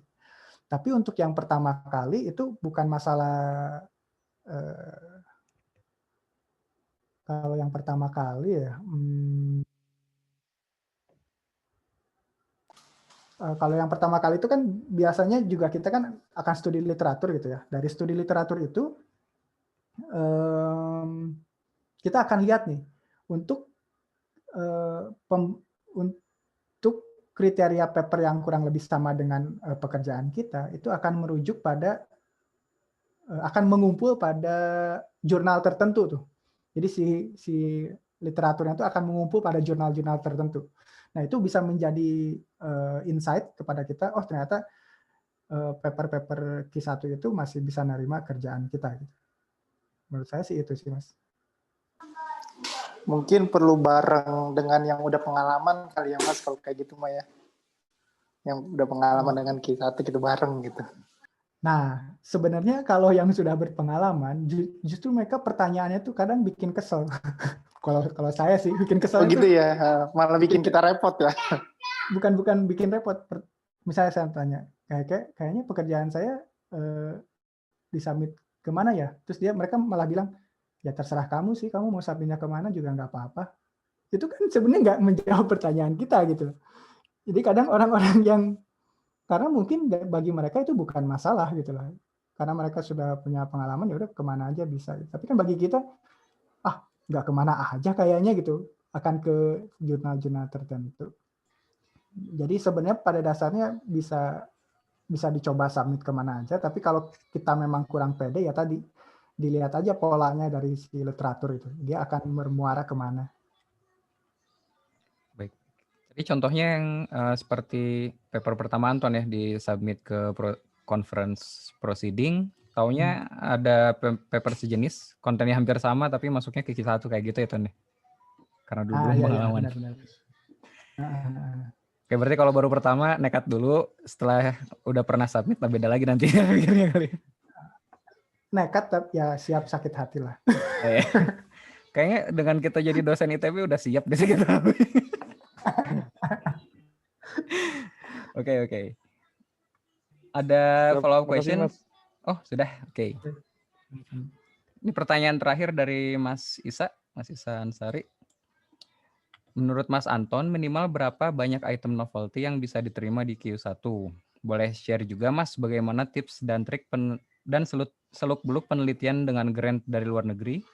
Perbandingan budget dengan luaran riset yang diminta apakah jauh lebih besar dari dalam negeri? Maksudnya, ini pertanyaan pertama ya, maksudnya berapa minimal item yang harus kita masukkan supaya kita punya chance yang cukup tinggi untuk diterima di Q1 gitu? Ada 2 pertanyaan ya Mas ya. Jadi yang pertama itu tentang ada 2. Tentang novelty yang harus dimasukkan supaya dapat chance lebih tinggi diterima Q1. Yang kedua adalah tentang sharing grant dari luar negeri ya. Karena kita miris juga kalau misalnya ngebandingin sama di Indonesia gitu. Silakan Ton dari yang pertama dulu mungkin. Item ya? Ya. Kalau si novelty-nya tidak terlalu kuat gitu ya, jadi misalnya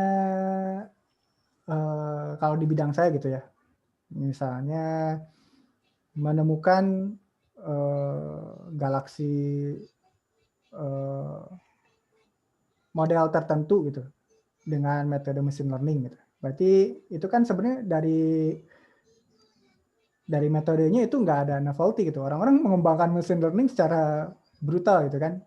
Berarti kita mainnya adalah dari meskipun satu gitu novelty-nya yaitu si galaksi yang baru, berarti mainnya adalah di jumlahnya. Seberapa besar nih kita bisa menemukan itu, terus data yang kita gunakan juga data baru. Tapi kalau misalnya untuk kasus-kasus tertentu, sebenarnya kita cuma butuh satu novelty sih, Mas. Yang tadi saya bilang, dalam kasus saya sebelumnya, saya menemukan bahwa galaksi yang saya teliti itu ternyata ukurannya sangat kompak. Gitu. Dan itu kalau dari hasil validasi kita, itu akan menjadi pencilan dari relasi secara umum si galaksi. Jadi sebenarnya si novelty-nya cuma satu, ukurannya aja gitu. Tapi itu signifikan. Jadi tadi kalau satu signifikan itu sudah cukup. Tapi kalau tidak terlalu signifikan, kita bermainnya di misalnya di apa yang sampingan-sampingannya lah. Sampingannya ya. Seperti itu. Dibanyakin datanya ya. Misalnya itu juga yang agak pusing. Terus yang tadi apa? Yang ya, satu itu Mas, benar. Untuk apa? Share lah terkait grant di luar negeri itu seperti apa gitu ya. Nah, ini belum pernah. Nanti sedih Mas. Kayaknya menarik nih kalau di luarnya ada. Khususnya itu ya. Berapa besar dan yang dipotong nih? Oke, kalau funding yang menarik adalah selama ide proposalnya diterima, itu funding yang diajukan itu bisa sampai misalnya orde tahunnya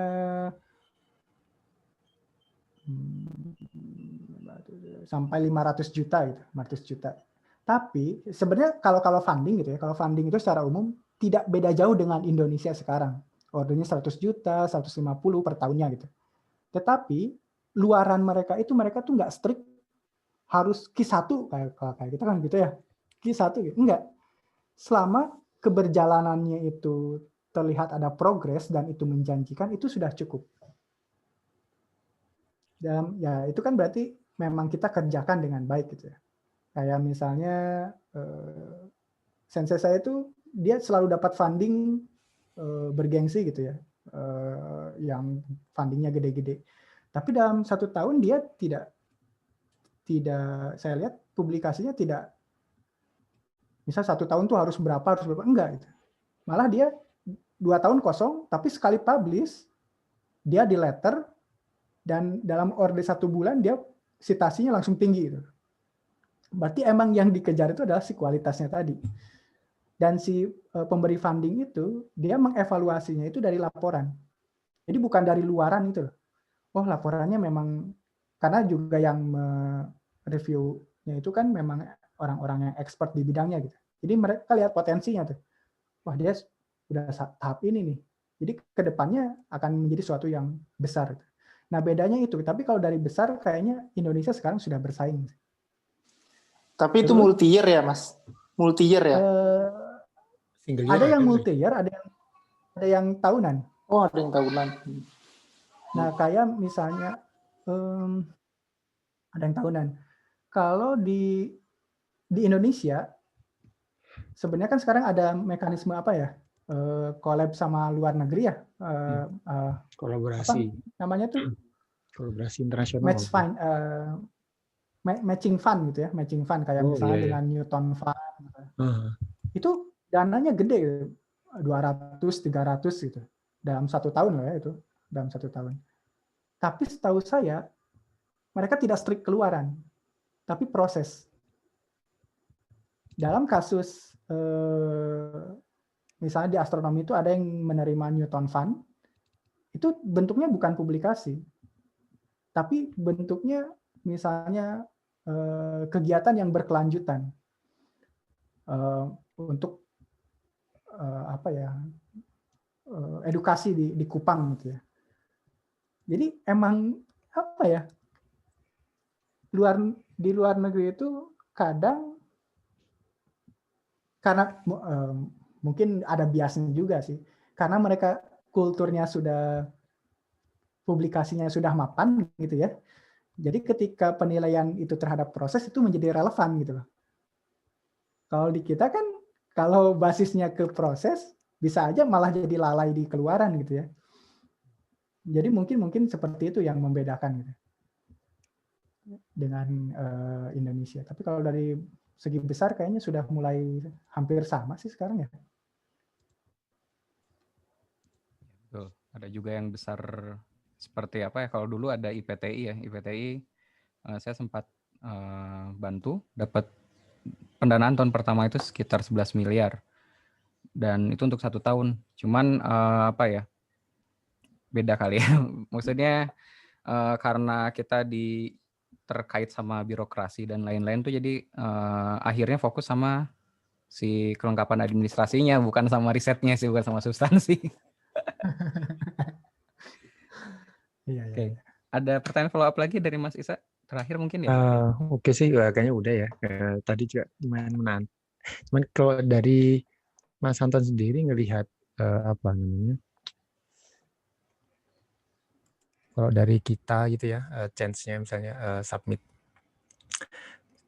grant gitu ya dengan luar negeri itu berarti harus ada profesor yang apa ya, yang di sana nge-backup dengan fasilitas yang baik juga ya berarti ya.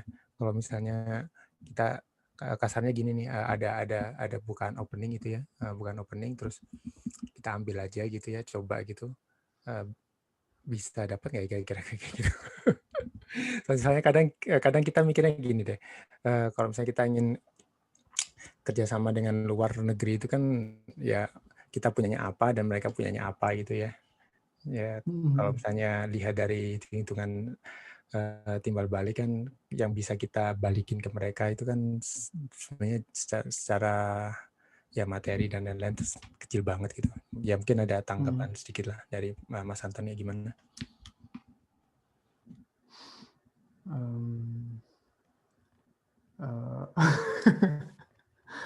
Gimana ya?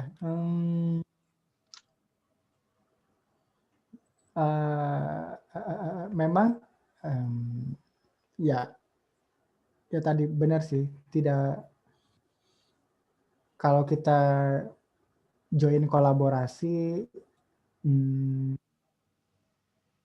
ya basis kita ya adalah keunikan si ide kita gitu.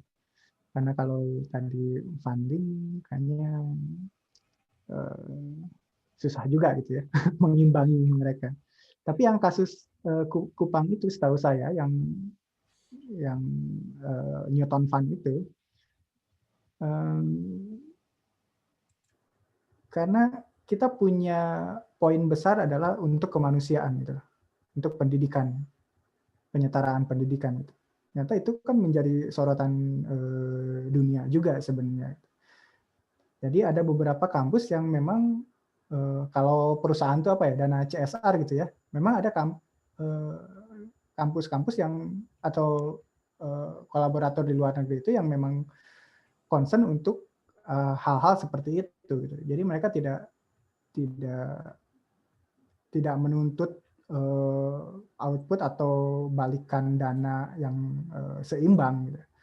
Tapi seberapa besar impact-nya terhadap masyarakat atau seberapa unik idenya itu yang menjadi apa ya istilahnya itu, mereka mau mengeluarkan uang sebesar itu. Jadi memang kita bisa menarik dana-dana dari luar itu ya dengan cara-cara seperti itu. Kalau Indonesia kan sebenarnya kalau di riset-riset selain sains gitu ya, keunikan itu menarik mata dunia gitu ya. Apalagi kayaknya untuk urusan energi juga di Indonesia kayaknya masih bisa menjadi jadi daya tarik untuk funding di luar sih. Oke, Mas, makasih Mas. Kalau ada data yang tadi ya, yang dari astronomi gitu ya, yang open source itu nanti bisa di-share juga Mas link-linknya. Ya siapa tahu ada yang bisa diutak-atik datanya gitu. Oh, bisa itu Mas. kan lumayan juga ya, karena maksudnya source yang terbuka ya. Ya siapa tahu nanti ada yang bisa diapain lah gitu, lumayan untuk ini nambah-nambah publikasi. Mas, saya mau banding setir nih ke astronomi. Enggak, mungkin ke apanya, algoritmanya atau apa itu yang lebih ke stay. Ketika saya S2, saya menemukan satu paper yang dia membahas weak lensing gitu ya. Weak lensing itu belajar tentang pembelokan cahaya gravitasi gitu ya. Tapi dia membahas tentang pengolahan citranya, pengolahan image processing-nya. Jadi kalau nggak salah metode matematiknya kalau nggak salah statistik weak lensing-nya. Dan itu yang mengerjakan adalah dosen stay loh, Pak Andrian. Iya. Saya juga kaget. Wah, segala macam nih. Beliau ada yang jadi memang ya itu sekarang tuh nggak ada istilah aduh. Saya juga dulu kan bilang, aduh astronomi bisa join apa ya? Ternyata pas dilihat-lihat kita bisa join banyak hal Mas sekarang. Apalagi dengan era sekarang machine learning, deep learning gitu ya. Lihat aja orang-orang astronomi sekarang belajar itu loh. Termasuk saya gitu. Untuk menggali-gali data. Karena kita ke depannya itu datanya akan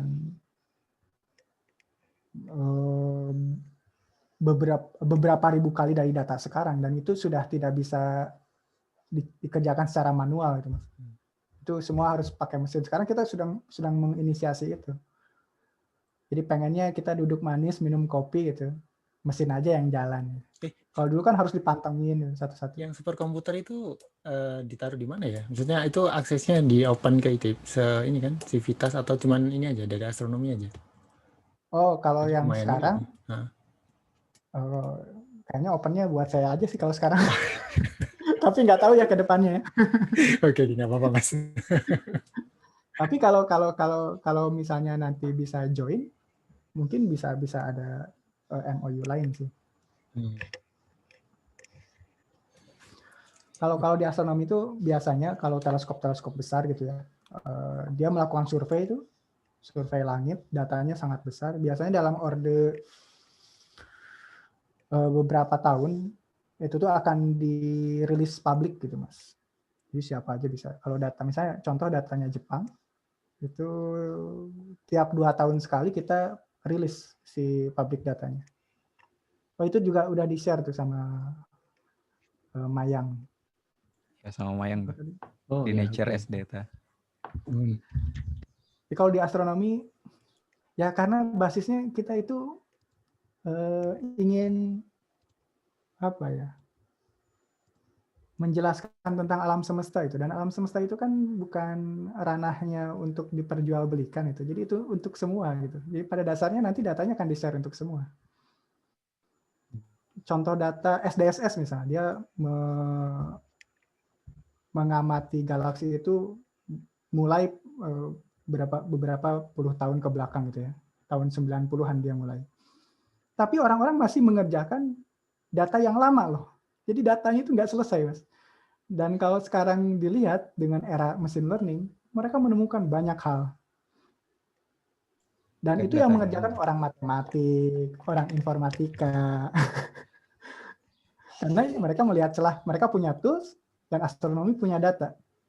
Udah kan selesai. Ya benar. Lumayan nambah Q1 ya.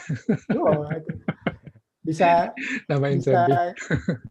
Q1 tiap tahun atau Q1 beberapa kali dalam setahun itu kan. Kalau punya waktu tapi. Oke. Baik, mungkin untuk sesi pertanyaannya sudah selesai ya.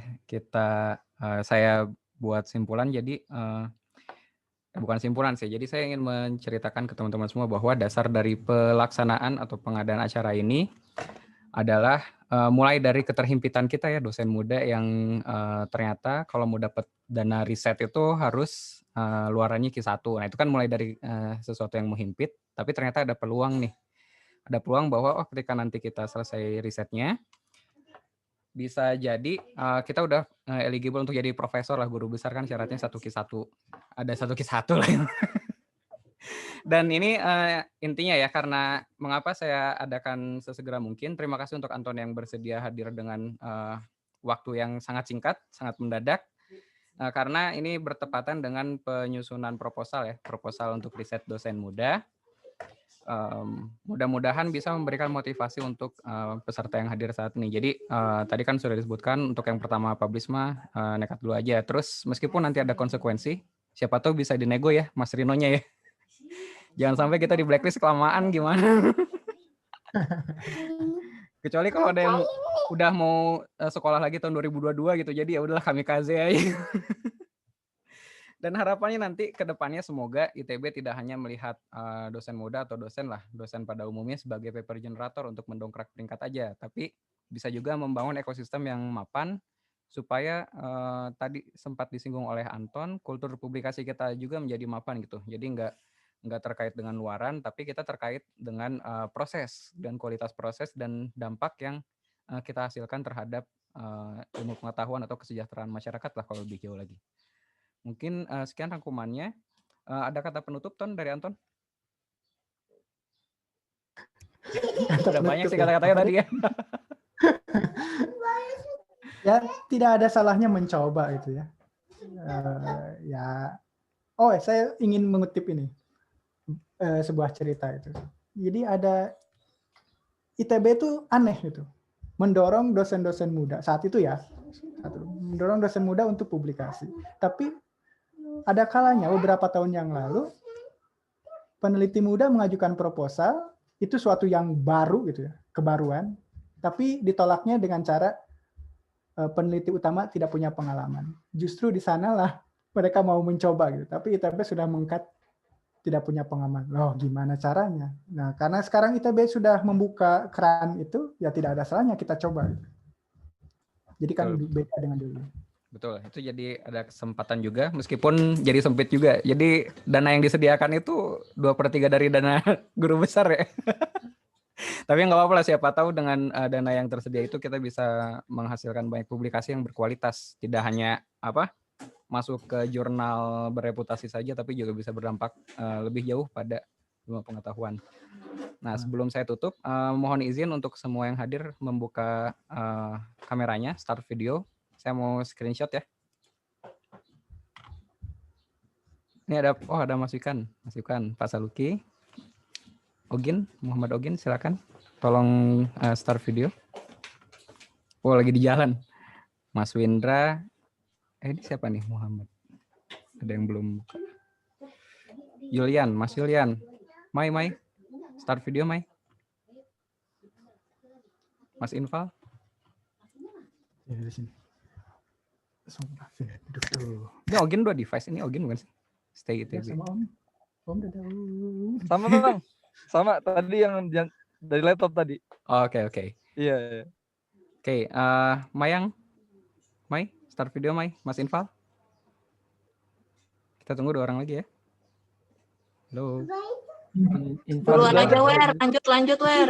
Oke. Mas Infal gak apa-apa ya, saya screenshot sekarang ya. Belanja kali tadi Mas Infal masih.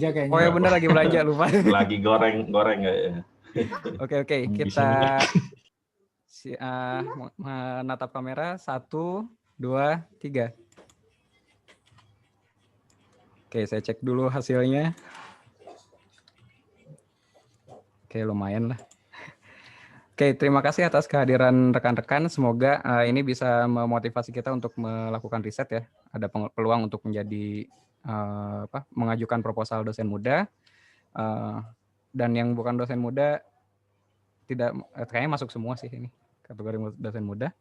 Dan semoga itu bisa menjadi batu loncatan kita untuk penelitian kita selanjutnya untuk karir kita nanti ke depannya. Amin. Oke, terima kasih atas kehadirannya. Terima kasih untuk Anton dan Anton Junior yang sudah menyediakan waktunya. Assalamualaikum. Assalamualaikum warahmatullahi wabarakatuh. Waalaikumsalam. Makasih Mas Anton. Makasih Mas Anton. Ya. Assalamualaikum. Waalaikumsalam. Nah, kalau ada yang mau tanya macam-macam bisa ke ini ya, ke kontaknya Anton. Izin live ya, Mer. Oke, terima kasih. Ya. Assalamualaikum warahmatullahi wabarakatuh. Ya, saya end meeting ya. Ini acaranya rutin, Wer? Belum, ini kemarin sporadis gitu Mas, tapi Pak Andrian udah bersedia untuk jadi pembicara kedua Mas. Insya Allah nanti ada di bulan Januari, tapi saya belum tahu nih apakah nanti diorganize sama Stay atau masih kita lakukan sendiri. Ini kan informal ya. Mudah-mudahan nanti ada kebijakan lain dari Stay. Terima kasih ya Mas. Saya stop record.